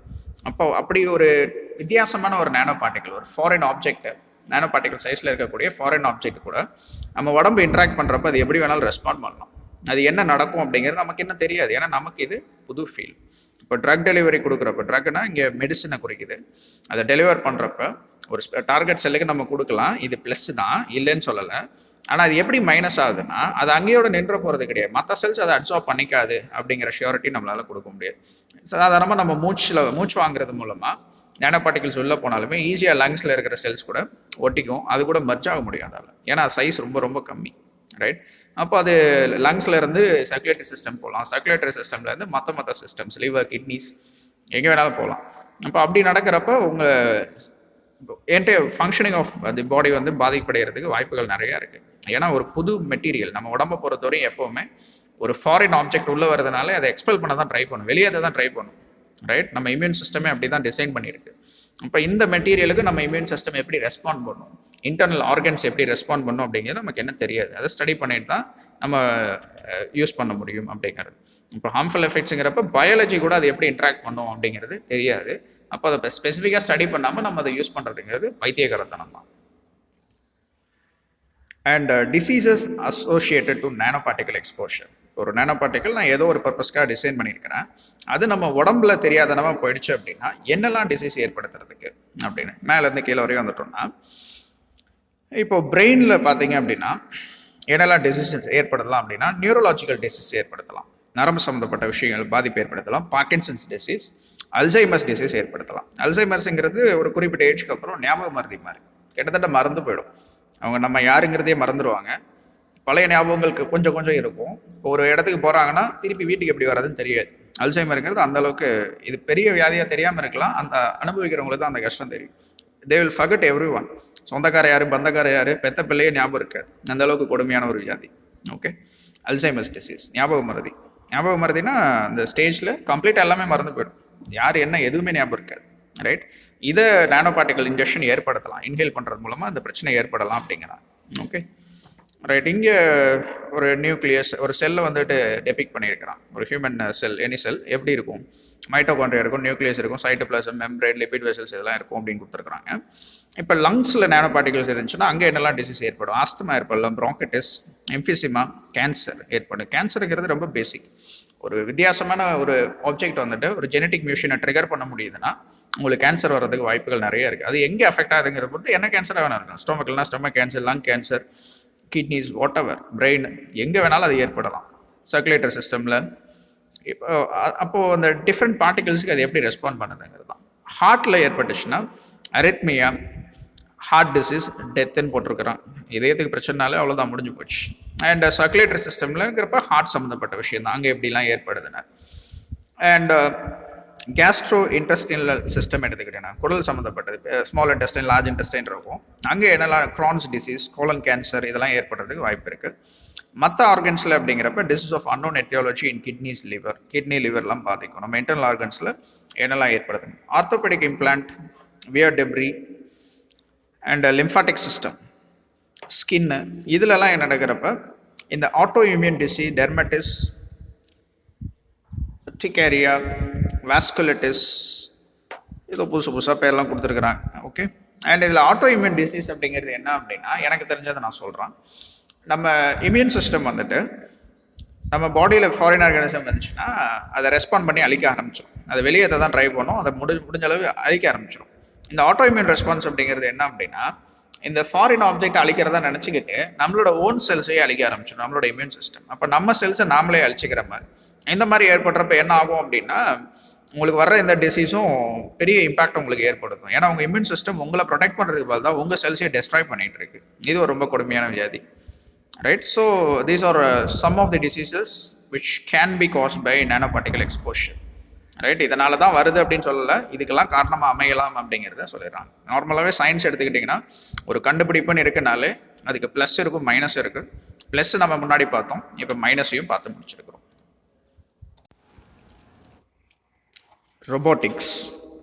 ரோபோட்டிக்ஸ்னால் என்னன்னு நமக்கு தெரியும். இதை பற்றி நீங்கள் நிறைய கேள்விப்பட்டிருப்பீங்க, எந்திரன் படம்லாம் பார்த்துருப்பீங்க. ஸோ அது வந்து ஒரு ஹியூமனாய்டு ரோபோட் அப்படின்னாலே ஒரு ஹியூமன் பீயிங் மாதிரி இருக்கணும். அது ஹியூமன் செய்கிற வேலையை அப்படியே ரெப்ளிகேட் பண்ணணும்லாம் அவசியம் கிடையாது. There are many types of robots. அதில் ஜென்ரலாக ரோபோட்டிக்ஸ்னால் என்ன, அதில் என்னெல்லாம் டைப்ஸ் இருக்குது அப்படிங்கிறது தான் நம்ம ஒரு ப்ரீஃபாக பார்க்க போகிறோம். ரோபோட்டிக்ஸ் அப்படிங்கிறது it's an integrated study of mechanical engineering, electronic engineering, computer engineering and science. அது எல்லாம் கம்பைண்டான ஒரு ஃபீல்டு தான் ரோபோட்டிக்ஸ் அப்படிங்கிறது. ரோபோட்னா என்ன அப்படிங்கிறத, it's a mechanical device designed with electronic circuitry and programmed to perform a specific task. வழக்கம் போல் எல்லாத்துக்கும் ஒரு டெஃபினேஷன் வச்சுருப்போம். ரோபோட் அப்படின்னாலே ஒரு மெக்கானிக்கல் டிவைஸ் தான். அது வந்துட்டு நீங்கள் ப்ரோக்ராம் பண்ணி வச்சுருப்பீங்க, எலக்ட்ரானிக் சர்க்கியூட் இருக்கும், ஒரு குறிப்பிட்ட டாஸ்க்கை செய்கிறதுக்காக நீங்கள் அதை டிசைன் பண்ணியிருக்கிறீங்க. இது ஆட்டோமேட்டட் மெஷின்ஸ் ஒரு highly significant in this robotic era. இப்போ வந்துட்டு நம்ம நிறைய ரோபோட்ஸை நமக்கே தெரியாமல் நிறைய இடங்களில் யூஸ் பண்ணிகிட்டு இருக்கிறோம். அது எப்படிங்கிறத பார்க்கலாம். ஓகே, அது என்னெல்லாம் செய்யலாம். They can take up the role of humans in certain dangerous environments that are hazardous to people in diffusing bombs, finding survivors in unstable ruins, exploring mines, shipwrecks அப்படின்ட்டு. ரைட், இப்போ ஒரு ட்ரோன் யூஸ் பண்ணுவீங்க, ஒரு சில இடங்களில் explore பண்ணுறதுக்கு, ஒரு பாம்பு டிஃப்யூஸ் பண்ணுறதுக்கு நீங்கள் ஒரு ரோபோட் மாதிரி ஒரு மூவிங் ஆப்ஜெக்ட் அனுப்புறீங்க, அதுதான் ரோபோட் ஆக்சுவலாக. ரைட், ஒரு ட்ரோனுங்கிறதே நீங்கள் ரோபோட்டுங்கிற மாதிரி அசியூம் பண்ணிக்கலாம். ஒரு குறிப்பிட்ட ப்ரோக்ராமிங் இருக்குது, அது பறக்கணும், ஒரு பறவையை சிமுலேட் பண்ணக்கூடிய ஒரு ரோபோட் தான் அது. ரைட், இப்போ ரோபோட்ஸ் எப்படிலாம் நீங்கள் கேட்டகரைஸ் பண்ணலாம்னா, கோ டிஃபெண்டர், கோ இன்ஹாபிட்டன்ட், கோ எக்ஸ்ப்ளோரர், கோ ஒர்க்கர். கோ ஒர்க்கருங்கிறப்ப நம்ம கூட சேர்ந்து ஒர்க் பண்ணுறதுக்கு, இன்ஹாபிட்டன்ட் அப்படிங்கிறப்ப நம்மளுடைய வேலைகளை செய்கிறதுக்கு, கோ டிஃபெண்டர் அப்படிங்கிறப்ப செக்யூரிட்டி பேஸ்ட் ரோபோட்ஸ், கோ எக்ஸ்ப்ளோரர் அப்படிங்கிறப்ப இந்த அன்மேன்டு வெஹிக்கிள்ஸ் இந்த மாதிரி இதில் யூஸ் ஆகுது அப்படிங்கிற மாதிரி கொடுத்துருப்பான். ஓகே, ரைட், இப்போ உதாரணத்துக்கு மார்ஸ் எக்ஸ்ப்ளோரர் எடுத்துக்கலாம். நாசாலேருந்து அனுப்புகிறாங்க மார்ஸை எக்ஸ்ப்ளோர் பண்ணுறதுக்கு, அது ஒரு ரோபோட் தான், இட்ஸ் சஃபிஸ்டிகேட்டட் ரோபோட். ஓகே, அப்போ அது தன்னுடைய வேலையை செஞ்சு அனுப்புது. நாம் அங்கே நேரடியாக போக முடியாது, மார்ஸில் போய் ஒரு மனுஷனை இறக்குறதுங்கிறது சாதாரண விஷயம் கிடையாது. இப்போ ஒரு ரோவர் அப்படிங்கிறது அங்கே ஒரு ரோபோட்டாக அதனுடைய வேலையை செய்யுது. ஓகே, ரைட், இந்த ரோபோட் அப்படிங்கிறது எங்கே ஆரம்பிக்குதுன்னா, ஜார்ஜ் டெவால் தான் first digitally operated programmable robot animate அப்படின்னு சொல்லிட்டு ஒரு ரோபோட்டை உருவாக்குறாரு. அண்ட் அது ரோபோட் கம்பெனியை ஃபார்ம் பண்ணுறாரு. And general Motors mobile factory கூட மர்ச் பண்ணி தான் அங்கே வந்துட்டு கார் செய்கிறதுக்கு தான் ஃபஸ்ட்டு இந்த ரோபோட்ஸ் யூஸ் பண்ணுறாங்க. இப்போ கார் ஃபேக்ட்ரி எடுத்துக்கிட்டிங்க அப்படின்னாலே வெல்டு பண்ணுறது, பார்ட்ஸ் அசம்பிள் பண்ணுறது, இதெல்லாம் ஆட்டோமேட்டிக்காக நடக்கும். ரைட், மோஸ்ட் கார் கம்பெனிஸ் அப்படி தான் பண்ணிகிட்டு இருக்கிறாங்க. அந்த ஆட்டோமேட்டிக் ஃபங்க்ஷன்ஸை செய்கிறது எல்லாமே ரோபோட்ஸ் தான். அண்ட் காம்பனன்ட்ஸ் ஆஃப் ரோபோட் அப்படிங்கிற டாப்பிக்கில் நம்ம சில விஷயங்களை பார்க்க போகிறோம். ரோபோட்டை பொறுத்தவரை மெயினாக அதில் சென்சார்ஸ் இருக்கணும், பவர் சப்ளை இருக்கணும், கண்ட்ரோல் சிஸ்டம்ஸ் இருக்கணும், மேனிப்புலேட்டர்ஸ், தேவையான சாஃப்ட்வேர் இருக்கணும். ரைட், இப்போ மெயினான ரோபோட்ஸ் அப்படின்னாலே 3 முக்கியமான பார்ட்ஸ் இருக்கணும். ஒன்று கண்ட்ரோலர். இந்த கண்ட்ரோலர் அப்படிங்கிறது என்னென்னா, it is also the brain of the robot. ஒரு இதுதான் கமாண்டு கொடுக்கும், ஒரு ரோபோட் என்ன செய்யணும், அதனுடைய பார்ட்ஸ் எப்படி நகரணும் அப்படிங்கிற ரெஸ்பான்ஸ் எல்லாம் கொடுக்குறது இந்த கண்ட்ரோலர். அண்ட் மெக்கானிக்கல் பார்ட்ஸ் அப்படிங்கிறப்ப motors, pistons, grippers, wheels and gears that make the robot move, grab, turn and lift. ஒரு ரோபோட் என்ன வேலை செய்யணுமோ அதுக்கேற்ற மாதிரி அதுக்கு மோட்டார்ஸ் இருக்கணும், பிஸ்டன்ஸ் இருக்கணும். Right, and sensors. சென்சார்ஸ் எதுக்கு அப்படின்னா, ஒரு ரோபோட் எங்கே போகுது, அதை சுற்றி என்ன நடக்குது அப்படிங்கிற இன்ஃபர்மேஷன் அதை கேதர் பண்ணுறதுக்கு. எவ்வளோ டிஸ்டன்ஸில் ஒரு ஆப்ஜெக்ட்லேருந்து இருக்கிறோம் அப்படிங்கிறதுக்கு ஒரு சென்சார் தேவை. அங்கே எவ்வளோ லைட் இருக்குது, எவ்வளோ ஹீட் இருக்குது அப்படின்னு தெரிஞ்சுக்கிறதுக்கு we need சென்சார்ஸ். இப்போ அந்த ரோபோட் ஆப்ரேட் ஆகுறதுக்கு தன்னுடைய சரௌண்டிங்கை பற்றி ஸ்டடி பண்ணுறதுக்கு தான் இந்த சென்சார்ஸ் யூஸ் ஆகுது. அப்போ மெயினாக நமக்கு தேவையானது controller, mechanical parts, sensors. And key components அப்படின்னு சொல்லிட்டு ஒரு இது மாதிரி கொடுத்துருக்குறோம், டயக்ராம் மாதிரி. யூசர் இன்டர்ஃபேஸுங்கிறது நாம கொடுக்குற இன்புட்டை கொடுக்குறோம், அதுக்கேற்ற மாதிரி அவுட்புட் ஆக்சுவேட்டர்ஸ் மூலமாக வரும். ரைட், நம்ம ஒரு இன்ஃபர்மேஷன் இப்போ கொடுக்குறோம், அதுக்கு எப்படி ரெஸ்பாண்ட் பண்ணுதுங்கிறது ஆக்சுவேட்டர்னா அதை நடைமுறைப்படுத்தக்கூடியது ஆக்சுவேட்டர். அது சென்சார்ஸ் இருக்கும், power conversion unit, manipulator, linkage base இதெல்லாம் இருக்கும். கண்ட்ரோலர் மூலமாக ஒவ்வொரு ரெஸ்பான்ஸையும் வாங்கிட்டு ஒரு வேலையை அது செய்யுது. இதுக்கே நம்ம பார்ப்போம். டைப்ஸ் ஆஃப் ரோபோட்டில் ஃபஸ்ட்டு ஹியூமன் ரோபோட் அப்படின்னு சொல்லியிருப்போம். Humanoid robot or human robot இங்கே காமிச்சிருக்கிறாங்கல்ல, பார்க்குறதுக்கு மனுஷங்க மாதிரியே இருக்கிறது. The resemble humans in appearance and replicate the human activities like walking, lifting and sensing etcetera. இதுதான் நம்ம ஹியூமனாய்ட் ரோபோட்ஸ், அதாவது ஹியூமன் ரோபோட்னு சொல்கிறோம். அண்ட் அந்த ரோபோட்ஸில் இருக்கிற பார்ட்ஸ் என்னெல்லாம் அப்படின்னு பார்த்தீங்கன்னா, first power conversion unit. Power கண்டிப்பாக தேவை. இப்போ அதில் ரோபோட்டில் ஒரு கால் அசைக்கணும் அப்படின்னா ஒரு மோட்டார் அங்கே சுற்றும். மசில்ஸுக்கு பதிலாக சில இது மாதிரி வயர்ஸ் மாதிரி இருக்கும், அதெல்லாம் கான்ட்ராக்ட் ஆகும், எக்ஸ்பேண்ட் ஆகும், ஹைட்ரோலிக்ஸ் இருக்கும். இப்போ அதை பவர் பண்ணுறதுக்கு உங்களுக்கு பேட்டரி தேவை. சோலார் பவராக இருக்கலாம், இல்லை ஹைட்ரோலிக்ஸ் இருக்கலாம். ஆக்சுவேட்டர்ஸ் அப்படிங்கிறது தே கன்வெர்ட் எனர்ஜி இன்டு மூவ்மெண்ட். இப்போ இந்த ரோபோட்டை கையை அசைக்க வைக்கணும்னா ஒரு எலக்ட்ரிக்கல் சிக்னலை தான் நீங்கள் கொடுப்பீங்க. அப்படி கொடுக்குறப்ப அந்த ரோபோட்டு கைக்கு மூவ் ஆகுது. அப்போ எலக்ட்ரிக்கல் எனர்ஜி இங்கே மூவ்மெண்ட்டாக மாறுது. ரைட், இதுதான் ஆக்சுவேட்டர்ஸுடைய வேலை. Majority of actuators produce rotational linear motion. ஒன்று ரொட்டேட் ஆகலாம், இல்லை லீனியர் மோஷன் ஏற்படலாம். எலக்ட்ரிக் மோட்டார்ஸ் எதுக்குன்னா, they are use to actuate the parts of the robots like wheels, arms, fingers, legs, sensors, camera எக்ஸட்ரான்னு போய்கிட்டே இருக்கும். நார்மலாக நம்ம மோட்டார்ஸ் யூஸ் பண்ணுறோம், ஏசி மோட்டார், டிசி மோட்டார், இதெல்லாம் எதுக்கு யூஸ் பண்ணுறோம்னா, இப்போ ரோபோட் நடக்கணும்னு வைங்களேன், அதனுடைய முட்டியிலையும் இடுப்பில் இருக்கக்கூடிய மோட்டார் சுற்றும். இப்போ சுற்றுறப்ப அது ஃபார்வர்ட் டைரக்ஷனில் எடுத்து போகிற மாதிரி இருக்கும். இந்த மாதிரி அடுத்து நியூமேட்டிக் ஏர் மசில்ஸ் அப்படின்னு சொல்லியிருக்கோம். இந்த டிவைஸ் வந்து they contract and expand when air is pumped inside. Air உள்ள பம்ப் பண்ணுறப்ப கான்ட்ராக்டாக எக்ஸ்பேண்ட் ஆகும். இப்போ கையை ஸ்ட்ரெச் பண்ணுறதுக்கோ, கையை ரிலீஸ் பண்ணுறதுக்கோ அந்த மாதிரி வேலைக்கு நம்ம அதை செய்யலாம். ஆல்மோஸ்ட் 40% கான்ட்ராக்ட் ஆகிறப்ப இல்லை எக்ஸ்பேண்ட் ஆகுறப்ப நீங்கள் ஒரு ஆக்ஷனை மிமிக் பண்ணிக்கலாம். தலையை திருப்புறதோ, இல்லை கை அசைக்கிறதோ, இல்லை காலை எடுத்து முன்னாடி வைக்கிறது, இந்த மாதிரி இது இந்த மசில்ஸ் மூலமாக பண்ணலாம். மசில் வயர்ஸ் அப்படிங்கிறதும் thin strands of wire made of shape memory alloys. இது அதனோட அமைப்பு ஞாபகம் வச்சக்கூடிய alloys. And they contract by 5% when electric current is passed through them. ஒரு கரண்ட் கொடுக்குறப்ப ஒரு குறிப்பிட்ட அளவு கான்ட்ராக்ட் ஆகுதுன்னு வச்சுக்கோங்களேன். அப்போ நீங்கள் கரண்ட் கொடுத்து அதனுடைய ஃபங்க்ஷன்ஸை நீங்கள் கண்ட்ரோல் பண்ணிக்கலாம். அடுத்து piezo Motors and ultrasonic motors. இது வந்துட்டு எங்கே யூஸ் பண்ணுறோம்னா, பீசோ எலக்ட்ரிக் எஃபெக்ட்டுங்க கேள்விப்பட்டிருப்பீங்க. ஒரு கிறிஸ்டலுக்கு நீங்கள் எனர்ஜி கொடுத்தீங்கன்னா அது வைப்ரேட் ஆகும், அல்லது வைப்ரேட் ஆகிற கிறிஸ்டல் நீங்கள் எனர்ஜி டிரைவ் பண்ணிக்கலாம். வைஸ் வர்சா பீசோ எலக்ட்ரிக் எஃபெக்ட்னா பீசோ மோட்டார்ஸ் அப்படிங்கிறது something like that. And ultrasonic motors இது வந்துட்டு இண்டஸ்ட்ரீஸில் நான் பயன்படுத்துகிறேன்னு சொல்லியிருக்கோம். சென்சார்ஸ் அப்படிங்கிறப்ப it is use in task environment as it provides information of real time knowledge. சுற்றி என்ன நடக்குது அப்படிங்கிறது சென்சார் சொல்லுது. ரோபோட் லோகமோஷன்னா மூவ் ஆகுறது. என்னெல்லாம் மூவ்மெண்ட்ஸ் இருக்குன்னா, legged, wheeled, combination of legged and wheeled locomotion, tracked, slip, slash, ஸ்கிரிட்னு இருக்குது. ஓகே, இந்த ரோபோட் வார்ஸ்லாம் ஒன்று இருக்குது. ரோபோட்ஸ் வச்சு சண்டை போட்டுக்குவாங்க. ரைட், குட்டி குட்டி ரோபோட்ஸ் வந்துட்டு ஒரு கேஜ்குள்ளே சண்டை போடும். பார்த்தீங்கன்னா சிலது வீல் வச்சு நடந்து போகும், சிலது நடக்கிற மாதிரி இருக்கும், அண்ட் ஸோ ஆன், இப்படிலாம் இருக்கும். ரைட், அப்போது லெக்டுனா கால் வச்சு நடந்து போகிற மாதிரி, வீல்டுனா வீல் மூலமாக உருண்டு போகிற மாதிரி, இது எல்லாமே ரோபோட்ஸ் தான். நாம் ரோபோட்னாலே இந்த ஹியூமனாய்ட் ஃபார்ம் தான் அசீவ் பண்ணிக்குவோம். பட் ஆட்டோமேட்டிக்காக ஒரு ப்ராசஸ் செய்யக்கூடிய ஒரு மிஷினை நம்ம ரோபோட்டுன்னு தான் சொல்கிறோம். அண்ட் இண்டஸ்ட்ரியல் ரோபோட்ஸ் அப்படிங்கிறப்ப என்னெல்லாம் டைப் இருக்குது அப்படிங்கிறத இங்கே கொடுத்துருப்பாங்க. 1 2 3 4 5 6ன்னு ஒரு 6 டைப் இருக்குது. Cartesian, SCARA, cylindrical, delta, polar அப்படின்ட்டு. இந்த ரோபோட்ஸ் எதுக்கெல்லாம் யூஸ் பண்ணுறோம்னா ஆர்க் வெல்டிங்க்கு, நார்மலாக spot welding, material handling, machine trending, other அப்ளிகேஷன்ஸுக்கெல்லாம் யூஸ் பண்ணுறோம். அடுத்ததாக ஆர்டிஃபிஷியல் இன்டெலிஜென்ஸ்னால் என்ன அப்படிங்கிறத பார்க்க போகிறோம். ஏஐ சொல்லுவாங்க, மெஷின் லேர்னிங், இதெல்லாம் இப்போ ரொம்ப ஃபெமிலியரான கான்செப்ட்ஸ்.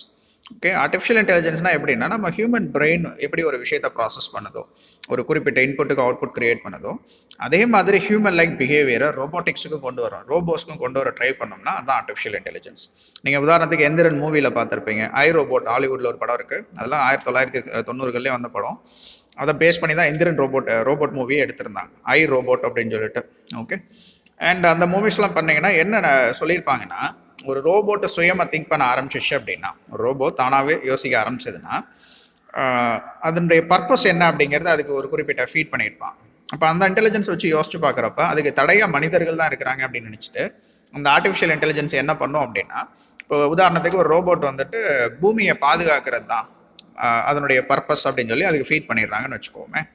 இப்போ பூமியை பாதுகாக்கிறது தான் அதனுடைய வேலை அப்படின்னா, இப்போ பூமியை அழிக்க நினைக்கிறது யார் அப்படிங்கிறது அது யோசிக்கும். அப்படி அழிக்க நினைக்கிறது யார் அப்படிங்கிறப்ப ஆட்டோமேட்டிக்காக ஃபர்ஸ்ட் அண்ட் ஃபார்மோஸ்ட் பிரச்சனை யாருன்னா நாம தான், மனுஷங்க தான். அப்போ அது என்ன நினைக்கும்னா, மனுஷங்க எல்லாரையும் அழிச்சிட்டோம்னா பூமி சேஃபாக இருக்கும்னு நினச்சிக்கும். ரைட், ஏன்னா மெஷினஸை பொறுத்தவரையும் அது திங்க் பண்ணுற விதம் அப்படி தான் இருக்கும். அதை பேஸ் பண்ணி தான் அந்த மூவிஸ் எல்லாம் எடுத்திருப்பாங்க. ஆர்டிஃபிஷியல் இன்டெலிஜென்ஸுங்கிறது எக்ஸாக்டாக அப்படி கிடையாது. அது அதனுடைய ஒரு நெகட்டிவ் ஆஸ்பெக்டை தான் அந்த மூவியில் காமிச்சிருப்பான். ஒரு மிஷின் தானாக யோசிக்கிறப்ப மனிதர்கள் தான் மனித குலத்திற்கு அச்சுறுத்தல் அப்படின்னு சொல்லி அதை எடுத்துக்கிட்டு மனுஷங்களே அழிக்க ஆரம்பிச்சிடும். ஒரு ஃபேர் அமௌண்ட் ஆஃப் பாப்புலேஷன் அழிக்க ஆரம்பிச்சிடும். குறிப்பிட்ட மனுஷங்களை அழிச்சிட்டோம்னா மற்றவங்களாம் நல்லா இருப்பாங்க அப்படின்னு அது நினச்சிக்கும்.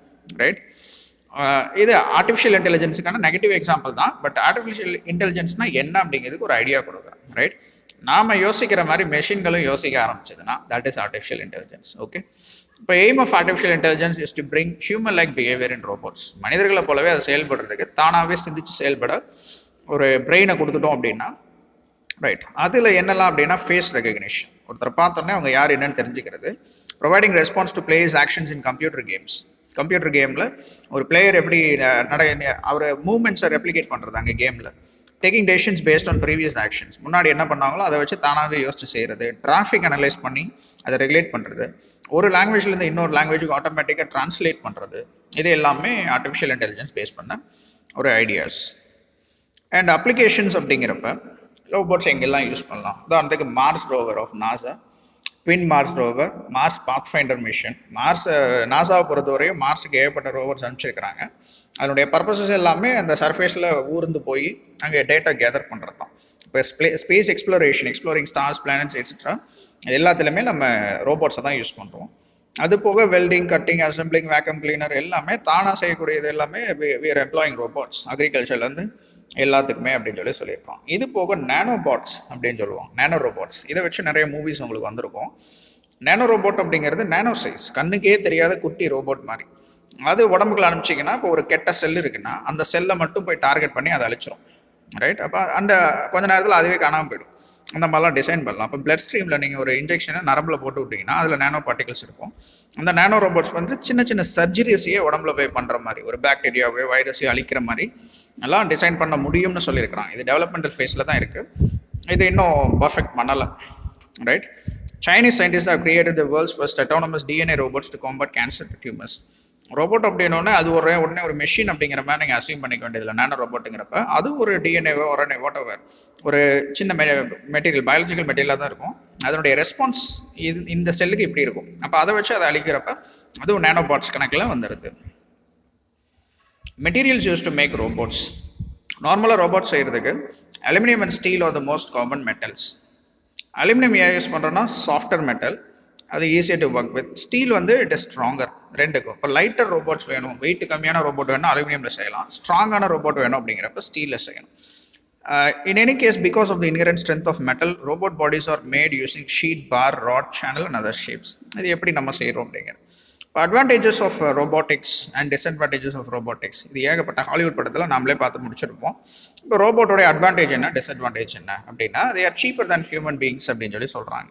ஓகே, ஆக்சுவலி இதே காஸ்ட்லியர். இப்போ மனுஷனுக்கு இருக்கிற மரியாதை விட மெஷினுக்கு தான் அதிக மரியாதை இருக்குது. மை ஒப்பீனியன் ஆஃப்கோர்ஸ் புக்கில் கொடுத்துருக்குறாங்க, அதை சொல்கிறேன். ஒரு ரோபோட், ஹியூமனாய்ட் ரோபோட் நீங்கள் செய்யணும் பல $1 மில்லியன் நீங்கள் ஸ்பெண்ட் பண்ண வேண்டியிருக்கும். அதே இது ஒரு ஹியூமன் பீயிங் அப்படிங்கிறப்ப ஒரு லேபரோ வாட் எவர், மனித உடல் அப்படிங்கிறது விலை மதிப்பற்றது தான். ஆனால் அதுக்கு ரொம்ப சீப்பான வேலை பேசுகிற பாசிபிலிட்டிஸ் இப்போ இருக்கிற சமுதாயத்தில் இருக்குது. So pathetic. And robots never get tired like humans. மனுஷங்களை போல் டயர்டாக போகிறது கிடையாது. 24/7 ஒர்க் பண்ணும். இங்கே மனுஷங்களே சில பேர் 24/7 ஒர்க் பண்ணிட்டு தான் இருக்கிறாங்க. Hence absenteeism in workplace can be reduced. அது லீவ் போடாது அப்படிங்கிறத சொல்கிறான். ஒர்க் பிளேஸில் அது லீவ் போடாது, எப்போவுமே ஒர்க் பண்ணிக்கிட்டே இருக்கும். மேபி இன் ஃபியூச்சர் உங்களுக்கு ரோபோட்டிக் டீச்சர்ஸ் இருந்தாங்கன்னா பெட்டர். என்ன பசங்க தான் பாவம், 24 மணி நேரமும் அது ஒர்க் பண்ணும், 24 ஹவர்ஸும் உங்களை படின்னு சொல்லிட்டு இருந்தால் எப்படி இருக்கும்? அது நல்லா இருக்காது. அதனால் நாங்களே டீச்சர்ஸாக இருக்கோம். And robots are more precise and error free in performing the task. ஒரு வேலையை செய்கிறீங்கன்னா ப்ரிசைஸ் அண்ட் எரர் ஃப்ரீயாக இருக்கும் அப்படிங்கிறத ப்ளஸ்ஸாக சொல்லியிருப்பாங்க. நான் இதையே தான் டிஸ்அட்வான்டேஜாகவும் சொல்லுவோம். ஒரு ரோபோட்டு ஒரு வேலை கொடுத்துட்டீங்க அப்படின்னா அதை செஞ்சே தீரும். அது சுச்சுவேஷன் மாறுச்சுன்னா அதுக்கேற்ற மாதிரி அடாப்ட் ஆகிக்காது. ஏஐ பிரெயினிங்கிறது அதுதான். ஆர்டிஃபிஷியல் இன்டெலிஜென்ஸ் ரோபோட்ஸில் நான் முன்னமே சொன்ன மாதிரி பிரச்சனையே அதுதான். அதுக்கு ஒரு வேலை கொடுத்துட்டிங்கன்னா அது ஒரு விதத்தில் புரிஞ்சுக்கும். அதனுடைய டாஸ்க் கம்ப்ளீட் ஆகிற வரைக்கும். இப்போ எந்திரன் படத்திலே பார்த்துருப்பீங்க, செருப்பால் அடின்னு சும்மா விளையாட்டுக்கு சொல்லுவார். அவர் அது என்னென்னு புரிஞ்சுக்கணும்னா செருப்பால் அடிக்கிற வரையும், டாஸ்க் கம்ப்ளீட் ஆகிற வரையும் செருப்பால் அடிச்சுக்கிட்டே இருக்கும், அந்த சந்தானத்தையும் இன்னொருத்தரையும். ரைட்? அந்த மாதிரி ரோபோட் செய்கிறப்ப இப்போ ஒரு ஹியூமன் பீயிங்னா அவங்களுக்கு புரிஞ்சிருக்கும். செருப்பால் அடினாச்சும் ஒரு கிரீவன்ஸை சொல்கிறாங்க, கோவத்தில் வெளிப்பாடு அதை செய்ய வேண்டியது இல்லைன்னு தெரியும். ஆனால் ரோபோட்டுக்கு அது தெரியாது. ப்ரிசைஸாக எரர் ஃப்ரீயாக சொன்ன வேலையை செஞ்சிடும். ஏன்டா அப்படின்னு சாவடிக்கிற அப்படின்னா சாவடிச்சுட்டு போயிடும். That's the problem with robots, with artificial intelligence of course. And stronger and faster than ஹியூமன்ஸ்னு சொல்லியிருப்பான். Robot it is stronger faster. ஏன்னா ஸ்டீலு அலாயில் செய்கிறீங்க, அலுமினியமில், கண்டிப்பாக நம்ம ஹியூமன் டிஷ்யூஸோட it is going to be stronger. Faster அப்படிங்கிறது என்னால் ஏற்றுக்க முடியாது. அந்த மாதிரி ஒரு ரோபோட் இது வரைக்கும் கிடையாது ஹியூமனாய்ட் ஃபார்மில். மேபி இண்டஸ்ட்ரியல் ரோபோட்ஸ் நம்ம செய்கிற வேலையோட ஃபாஸ்ட்டாக செய்யும். அண்ட் ஒன் மோர் திங், நம்ம இருக்கிறதுலே காம்ப்ளெக்ஸ் மெஷின் எவர் ஃபங்க்ஷனிங் அப்படின்னு எடுத்துக்கிட்டிங்கன்னா, ரொம்ப காம்ப்ளெக்ஸான ஒரு மெஷின் நம்ம உலகத்திலே எது அப்படின்னா ஹியூமன் பாடி தான். இதை விட காம்ப்ளிகேட்டட் மெஷின் எதுவுமே கிடையாது. பட் ரோபோட்ஸ் நாம் செய்கிற சில வேலைகளை அதுகளால் செய்ய முடியாது. பட் அதுக செய்கிற வேலைகளை நாம் சில செய்ய முடியாது. அதில் they are stronger and faster அப்படி தான் சொல்லணுமே தவிர completely they are stronger and faster in every திங்லாம் சொல்ல முடியாது. ஏன்னா ஒரு ஹியூமன் பீயிங்கோட ரெஸ்பான்ஸ் டைம் ஒரு ரோபோட்டோட ரெஸ்பான்ஸ் டைமில் எடுத்துக்கிட்டிங்கன்னா it differs. Human brain process பண்ணுற மாதிரி இன்ஃபர்மேஷனை எந்த கம்ப்யூட்டராலையும் ப்ராசஸ் பண்ண முடியாது. உலகத்திலே ஃபாஸ்டஸ்ட் சூப்பர் கம்ப்யூட்டர்னு எடுத்துக்கிட்டிங்கன்னா அதை விட ஃபாஸ்ட் ஹியூமன் பிரெயின். உலகத்திலே ஒரு பெரிய ஸ்டோரேஜ் டிவைஸ் எடுத்துக்கிட்டிங்கன்னா அது ஸ்டோர் பண்ணுற இன்ஃபர்மேஷனை விட அதிகமான இன்ஃபர்மேஷன் நம்ம பிரெயினால் ஸ்டோர் பண்ண முடியும். நம்மளுடைய கெப்பாசிட்டி அன்லாக் பண்ணுறதுல தான் இங்கே எல்லாமே இருக்குது. நம்ம ஹியூமன் பிரெயின் 4% கூட யூஸ் பண்ணுறதுலாம் கேள்விப்பட்டேன் எனக்கு தெரிஞ்சு. ஓகே, இப்போ ஹியூமன் பிரெயின் அப்படிங்கிறது இன்னும் நம்ம ஸ்டடி பண்ண வேண்டிய ரொம்ப பெரிய விஷயம். அண்ட் மோஸ்ட் காம்ப்ளெக்ஸ் மெஷின் அப்படிங்கிறது ஹியூமன் பாடி. இங்கே அட்வான்டேஜஸ் ஆஃப் ரோபோட்டிக்ஸுங்கிறப்ப அது நம்மளால் செய்ய முடியாத சில வேலைகளை, அட்லீஸ்ட் நம்ம ட்ரை பண்ணாத சில வேலைகளை அது செய்யுது. அண்ட் அதில் அது ஃபாஸ்டர் அப்படிங்கிற மாதிரி எடுத்துக்கலாம். Extreme environmental conditions, hot, cold, space, under water, இந்த மாதிரி இடத்துல அதை ஃபங்க்ஷன் பண்ண வைக்கலாம். ஏன்னா அதுக்கு உயிர் கிடையாது. And bomb detection, bomb deactivation, வெடிச்சு செதறினாலும் நம்ம அது போனான்னு ஒரு ரோபோட் செஞ்சுக்கலாம். பட் ஒரு ஹியூமன் லைஃப் அப்படிங்கிறப்ப ரீக்ரியேட் பண்ண முடியாது. அதுக்கான டெக்னாலஜி நம்மக்கிட்ட இல்லை. And in warfare robots can save human லைஃப்ஸ்னு கொடுத்துருக்குறாங்க. இதையும் நான் ஸ்ட்ராங்காக டிஸ்அக்ரி பண்ணுறேன். ஏன்னா ஒரு வார்ஃபேரில் ரோபோட்டை கொண்டு போயிட்டிங்கன்னா அது சேவ் ஹியூமன் லைஃப்ஸ் அப்படிங்கிறப்ப அழிக்கிறது ஈஸியாக அழிச்சிட்டு போயிடும். ரைட்? சேவ் பண்ணது அப்படிங்கிறத விட அதுக்கேற்ற மாதிரி டெஸ்ட்ரக்ஷன் இருக்கும் தானே. ரைட்? ஏன்னா ஒரு ரோபோட்டு, என்கிட்ட ஒரு 10 ரோபோட் இருக்குது, ஆப்போசிட் சைடில் 200 சோல்ஜர்ஸ் இருக்காங்கன்னு வைங்களேன். இந்த 10 ரோபோட் 200 சோல்ஜர்ஸ் அசால்ட்டாக கொண்டுரும். ஏன்னா இந்த விஷயத்தில் தே ஆர் டாமினன்ட். இப்போ அதை சேவ்ஸ் லைஃப்ஸ் அப்படிங்கிறத விட எனக்கு சேவாக இருந்தாலும் அவனுக்கு அது டெஸ்ட்ரக்ஷன். இப்போ அவன்கிட்ட 10 ரோபோட் இருந்துச்சுன்னா அதே தான் எனக்கு வந்த நிலைமை. ஓகே, ஸோ வார்ஃபேரில் யூஸ் பண்ணுறது I would not advice humanoid robots particularly. Technology use பண்ணுறாங்க, அதுவே ரொம்ப கொடுமை தான். வாரசம் முடிஞ்ச வரையும் அவாய்ட் பண்ணுறது நல்லது. And robots are significantly used in handling materials in chemical industries, especially in nuclear plants, which can lead to health hazards in humans. இப்போ நியூக்ளியர் ஃபீல்டில் நாம் இறங்கி செய்ய முடியாது. ஏன்னா அங்கே ரேடியேஷன்ஸ் ஹார்ம்ஃபுல்லாக இருக்கும், நம்ம டிஷ்யூஸ் அது பாதிக்கும். அங்கே ரோபோட்ஸ் யூஸ் பண்ணிக்கலாம்னு சொல்கிறான். ரோபோட்ஸ் அப்படின்னாலே உடனே ஹியூமனாய்ட் ரோபோட்டுக்கு போக வேண்டியதில்லை. ஒரு மெக்கானிக்கல் ஹேண்ட் இருக்கும், அது நம்ம சொல்கிறதுக்கு ஏற்ற மாதிரி இன்ஸ்ட்ரக்ஷன் செஞ்சுட்ருக்கோம். இதை எடுத்து அங்கே வை, அதை எடுத்து இங்கே வைங்கிற மாதிரி. நம்ம டோனி ஸ்டார்க் படத்தில் நிறைய பார்த்துருப்போம். அயன்மேன் படத்துலலாம் ஒரு ரோபோட் இருக்கும், அது என்ன பண்ணும் அப்படிங்கிறது உங்களுக்கு தெரியும். அண்ட் டிஸ்அட்வான்டேஜஸ் ஆஃப் ரோபோட்டிக்ஸ், என்னெல்லாம் டிஸ்அட்வான்டேஜஸ் இருக்குது அப்படின்னா, நான் அட்வான்டேஜஸ் சொல்கிறப்பே சில விஷயங்களை சொன்னேன், அதெல்லாம் பிரச்சனை அப்படின்னு. அதெல்லாம் தான் இங்கே டிஸ்அட்வான்டேஜஸாக இருக்கும். Robots have no sense of emotion or conscience. ரோபோட்ஸ்க்கு எமோஷன்ஸ் கிடையாது, கான்ஷியன்ஸ் கிடையாது. அதை பொறுத்தவரையும் ஒரு டாஸ்க் அட் ஹேண்ட் என்னவோ அதை செய்யும். மனுஷங்களே நிறைய பேர் அப்படி தான் இருக்கிறாங்க இந்த காலத்தில். அதுவே மனித குலத்துக்கே அது பெரிய டிஸ்அட்வான்டேஜ் தான். பட் ஸ்டில் ரோபோட்டுக்கே அது ஒரு டிஸ்அட்வான்டேஜ். உயிரற்ற பொருளுக்கே இட்ஸ் டிஸ்அட்வான்டேஜ். எமோஷன்ஸ் இருக்காது, கான்ஷியன்ஸ் மனசாட்சி இருக்காது. ஓகே, அதுக்கு எதை செய்யலாம் எதை செய்யக்கூடாது. இப்போ நாம் ஒரு தப்பு பண்ணோன்னா நமக்கு உறுத்தும், ரோபோட்ஸுக்கு உறுத்தாது. அதுக்கு ஒரு ஃபீட் பண்ணிட்டோம், இதுதான் உன் வேலை அப்படின்னு ஒரு 10 பேரை கொல்றது தான் உன் வேலைன்னு ஃபீட் பண்ணிட்டோம்னா போய் கொண்டுட்டு வந்துடும். கொய்யோ கொண்டுட்டோமேன்னு பாவம்லாம் பார்க்காது. தே லேக் எம்பத்தி. அதே தான், பாவம் பார்க்காது. And hence create an emotionless work space. இப்போ ஒரு ரோபோட் வந்து நமக்கு முதலாளியாக இருக்குன்னு வச்சுக்கோமே, அது எமோஷன்லாம் பார்க்கவே பார்க்காது. அதை பொறுத்தவரை வேலையை செஞ்சு முடிக்கணும். செஞ்சு முடிக்கலையா யோர் எப்படி சொல்ல யோர் ரிலீவ்டு அப்படிங்கிற மாதிரி சொல்லிட்டு போயிட்டே இருக்கும். ஏன்னா அதை பொறுத்தவரையும் ஐயோ பாவம் இவன் மனுஷன் தானே, எவ்வளோ நேரம் ஒர்க் பண்ணுவான் அப்படின்லாம் கணக்கே கிடையாது அதுக்கு. ஓகே, அதை பொறுத்தவரையும் எமோஷன்லெஸ் ஒர்க் பிளேஸை க்ரியேட் பண்ணிவிடும். அங்கே யாருக்கும் பாவம் பார்க்க முடியாது. எல்லாரும் என் வேலை முக்கியம், ஓ வேலை முக்கியம்னு போட்டு அவங்க வேலையை செய்கிறதுக்கே நேரம் சரியாக இருக்குமே தவிர, ஏன்னா சாட்டிஸ்ஃபையும் பண்ண முடியாது. ஏன்னா ஒரு ரோபோட்டோட பர்ஃபார்மன்ஸுக்கு அது செய்கிற வேலைகள் இல்லை. அந்த விஷயத்தில் நம்மளால் இருக்க முடியாது. ஏன்னா we have emotion, we get tired. அது டயர்ட் ஆகாது, ஏன்னா அதை அப்படி ப்ரோக்ராம் பண்ணி வச்சுருக்கோம். And if ultimately robots would do all the work and the humans will just sit and monitor them, health hazards will increase rapidlyங்கிறாங்க.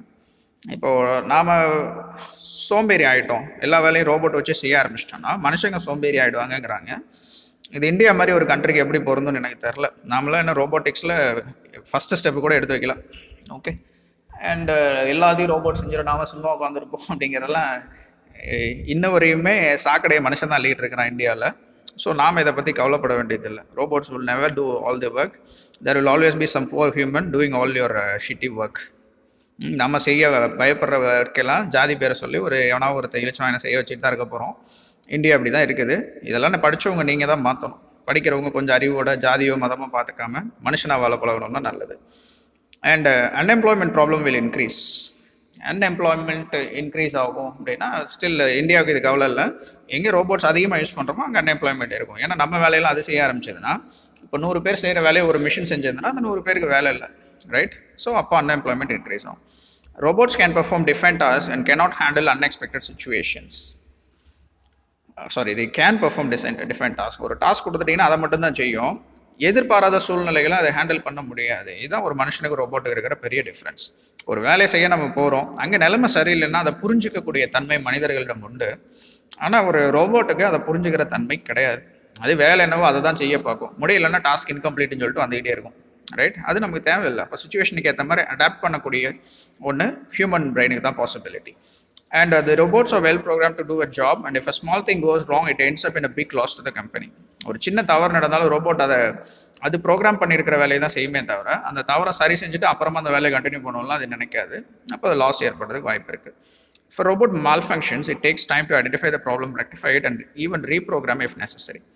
This process requires significant time. இப்போ நார்மலாக ஒரு ரோபோட் ப்ரோக்ராமிங்கில் கோடில் ஏதோ எரர்னு வச்சுக்கோங்களேன், அது மால்ஃபங்க்ஷன் ஆகும். இப்போ நாமளே அந்த கோடெல்லாம் ஆல்டர் பண்ணி மறுபடியும் சரி பண்ணுற மாதிரி இருக்கும். இதே ஆர்டிஃபிஷியல் இன்டெலிஜென்ஸில் இதுதான் ப்ளஸ்ஸாகவே சொல்லியிருப்பான், செல்ஃப் இவால்விங் ரோபோட்ஸ் அப்படின்னு சொல்லியிருப்பாங்க. இதெல்லாம் ஃபிக்ஷனில் தான் இருக்குது, உண்மையில் அப்படி ஒன்று கிடையாது. எனக்கு தெரிஞ்சு தானாகவே தன்னுடைய கோடை ரீரைட் பண்ணிக்கக்கூடிய ஒரு ரோபோட். இப்போ ஒரு சுச்சுவேஷன் இருக்குது, அது தப்பாயிடுச்சு, அப்போ அதை சரி பண்ணணும். தன்னுடைய கோடிங், அதாவது தன்னுடைய பிரெயினை தானே ஆல்டர் பண்ணிக்கக்கூடிய மனுஷங்க மாதிரி கிட்டத்தட்ட அந்த மாதிரிலாம் ரோபோட் வந்துச்சுன்னா நாம செத்தோம், நம்மளையெல்லாம் அழிச்சிட்டு போயிடும். பிகாஸ் பூமியை ரொம்ப டார்ச்சர் பண்ணக்கூடிய ஒரே ஸ்பீசிஸ் நாம தான். And humans cannot be replace by robots in decision making. ஒரு முடிவு எடுக்கிறதுல ஹியூமன்ஸை ரோபோட் வச்சு ரீப்ளேஸ் பண்ண முடியாது. ஏன்னா அது லாஜிக் அதிக ப்ரையாரிட்டி கொடுக்கும். ஹியூமன்ஸ் அப்படிங்கிறவங்க எமோஷன்ஸ், கான்ஷியன்ஸுக்கு அதிகமாக ப்ரையாரிட்டி கொடுப்பான். ஒரு மனுஷன் இருக்கிறான், அவன் கஷ்டப்படுறான் அப்படின்னா அவனுக்கு என்ன கஷ்டம் ஏது கஷ்டம் அப்படின்னு சொல்லி யோசிக்க நம்மளால முடியும். ஆனால் ரோபோட்டை பொறுத்தவரை அவன் அந்த வேலையை செய்யலை, அதை மட்டும்தான் அது பார்க்குமே தவிர ஏன் என்ன அப்படிங்கிற அந்த எமோஷ்னல் சென்ஸுக்கு அது போகவே போகாது. அப்போ சில இடங்களில் நம்ம ரோபோட்ஸை வச்சு ஹியூமன்ஸை ரீப்ளேஸ் பண்ணவே முடியாது, பண்ணவும் கூடாது. அப்படி பண்ணோன்னா பிரச்சனை தான். Till the robot reaches the level of human intelligence, the humans in workplace will exit. Human intelligence லெவலுக்கு அது வந்துருச்சுன்னா ஒர்க் பிளேஸில் ஹியூமன்ஸே தேவைப்பட மாட்டாங்க. இப்போ உதாரணத்துக்கு பாருங்கள், நம்ம ஸ்கூலில் டீச்சர்ஸே வேண்டாம், எல்லாமே ரோபோட்ஸே தெளிவாக பண்ணிடும் அப்படின்னா டீச்சர்ஸ் யாரும் இருக்க வேண்டிய அவசியம் கிடையாது. எல்லா ஹியூமன் பீயிங்ஸும் எக்ஸிட் ஆகிடும், ரைட்? அப்போது only robots will be doing certain jobs. Certain இல்லை, எல்லா ஜாப்ஸுமே அதை எடுத்துக்கிச்சு. நம்ம அளவுக்கு இன்டெலிஜென்ட்டாக அதுவும் வந்துருச்சுன்னா நம்ம வேலையெல்லாம் அதுவும் செஞ்சிடும். இப்போ ஒரு உதாரணத்துக்கு ஒரு டீச்சர் 40 minutes கிளாஸ் எடுக்கிறார் அப்படின்னா அவர் அந்த என்விரான்மெண்ட்டை புரிஞ்சு எடுப்பார். இப்போ மதியம் கிளாஸ் எடுத்தனா எப்படி எடுக்கணும், காலையில் கிளாஸ் எடுத்தால் எப்படி எடுக்கணும், 40 பேர் இருக்கிற இடத்துல கிளாஸ் எப்படி எடுக்கணும், 10 பேர் இருக்கிற இடத்துல எப்படி கிளாஸ் எடுக்கணும், 100 பேர் இருக்கிற இடத்துல எப்படி கிளாஸ் எடுக்கணும், 40 minutes கிளாஸ்னால் எப்படி இருக்கணும், 2 hours கிளாஸ்னால் எப்படி இருக்கணும் அப்படிங்கிறது ஒரு டீச்சருக்கு தெரியும். ஏன்னா தே அண்டர்ஸ்டாண்ட் எமோஷன், பசங்களோட சைக்காலஜி புரிஞ்சு நடத்துகிறோம் பாடத்தை. அதே இது ஒரு ரோபோட் அப்படிங்கிறப்ப அதை பொறுத்தவரை இவ்வளோ ஹவர்ஸ் ஆஃப் கிளாஸ் அப்படின்னா அது கால்குலேட் பண்ணி வச்சு நடத்திக்கிட்டு இருக்கோம். இப்போ அந்த மாதிரி ஒரு அட்மாஸ்பியரை யாரும் விரும்ப மாட்டாங்க. அண்ட் என்ன சொல்ல வரேன்னா, ஹியூமன் இன்டெலிஜென்ஸை ரீச் பண்ண ஒரு ரோபோட்டால் முடியாது என்னை பொறுத்தவரை. My humble opinion. ஒரு ரோபோட்டை வச்சு ஒரு ஹியூமனை ரீப்ளேஸ் பண்ணுறது அப்படிங்கிறது இட் இஸ் இம்பாசிபிள். ஃப்யூச்சர்லேயுமே பாசிபிள் கிடையாது என்னை பொறுத்தவரை. ஏன்னா சர்டன் திங்ஸ் ஒரு நாட் பாசிபிள் அட் ஆல். என்ன தான் மனுஷன் முயற்சி பண்ணாலும் கடவுளாக முடியாது, ரைட்? அதே மாதிரி என்ன தான் ரோபோட் முயற்சி பண்ணாலும் மனுஷனாக முடியாது. இது என்னுடைய opinion. Even after I study physics அவ்வளோ லாஜிக்கலாக அது இதுன்னு யோசித்தாலும் மனுஷன் என்றைக்கும் கடவுளாக முடியாது, ஒரு ரோபோட் என்றைக்கும் மனுஷனாக முடியாது. ஏன்னா கடவுள் செய்கிற விஷயங்களை நம்ம மனுஷனால் செய்யவே முடியாது. And what ever God may be, அதை எப்படி வேணாலும் நீங்கள் டிஃபைன் பண்ணிக்கோங்க பேஸ்ட் ஆன் டிஃப்ரெண்ட் பர்ஸ்பெக்டிவ். ஒவ்வொருத்தருக்கும் ஒரு வியூ இருக்கும், அது எப்படி வேணாலும் நம்ம டிஃபைன் பண்ணிக்கலாம். கடவுள் இவர் தான் இந்த ரிலீஜியன் உள்ள தான் கடவுள், அது இதுன்னு எப்படி வேணாலும் மனுஷங்க டிஃபைன் பண்ணிக்கலாம். But there is some higher power, okay, நம்மளை கண்ட்ரோல் பண்ணக்கூடிய ஒரு என்டிட்டி கண்டிப்பாக இருக்க தான் செய்யுது. அண்ட் நாம் என்றைக்கு அதுவாக முடியாது. அப்படி நாம் அங்கே போயிட்டோம் அப்படின்னா ரோபோட் ஹியூமன்ஸ் ஆகிடும். அது ஒரு வெரி வாஸ்ட் எவல்யூஷனாக இருக்கும். But that is not possible at all in the near future. ஏன்னா இவ்வளோ வருஷமாக பூமி உருவாகி இவால்வ் ஆகி இத்தனை வருஷங்கள் ஆச்சு, பல மில்லியன் வருஷம் ஆச்சு. இவ்வளோ நாளாக நடக்காத ஒரு விஷயம் இன்னும் மில்லியன் இயர்ஸில் நடக்கும்னு. ஏன்னா டைம் ஃப்ரேமை பொறுத்தவரையும் மில்லியன் இயர்ஸ் அப்படிங்கிறது ஓவரால் டைமை கால்குலேட் பண்ணிங்கன்னா மில்லியன் இயர்ஸுங்கிறதே ரொம்ப ஷார்ட். நாம் வெறும் 100 வருஷம் கூட வாழ போகிறது கிடையாது. அப்போ நம்ம டைம் ஃப்ரேமில் இந்த எவல்யூஷன் பாசிபிள் கிடையாது. Even after generations of generations என்ன தான் நாலேஜை கன்வே பண்ணினாலுமே it is not at all possible. And இதோட இந்த கிளாஸை நம்ம முடிச்சுக்கிறோம். உங்களுக்கு ஏதாவது டவுட்ஸ் இருந்துச்சுன்னா உங்கள் டீச்சர்ஸை கால் பண்ணி கேட்டுக்கோங்க. இப்போ இதில் நம்ம என்னெல்லாம் பார்த்துருக்குறோம் அப்படின்னா, நேனோ டெக்னாலஜி பற்றி, ரோபோட்டிக்ஸ் பற்றி பார்த்துருக்கோம். நேனோனாலே 100 நேனோமீட்டரோட குறைவான இதை பற்றி படிக்கிறது தான் நேனோ டெக்னாலஜி. அண்ட் ரோபோட்டிக்ஸ் அப்படிங்கிறப்ப மனிதர்கள் செய்யக்கூடிய வேலையில் ஒரு சில வேலைகளை ஒரு மெஷினை வச்சு செஞ்சு ப்ரோக்ராம் பண்ணி செஞ்சோன்னா அதுதான் ரோபோட்டிக்ஸ்ன்னு சொல்கிறோம். Okay, right. அண்ட் இதோட இந்த செஷனை நான் முடிச்சுக்கிறேன். தேங்க்யூ, நன்றி.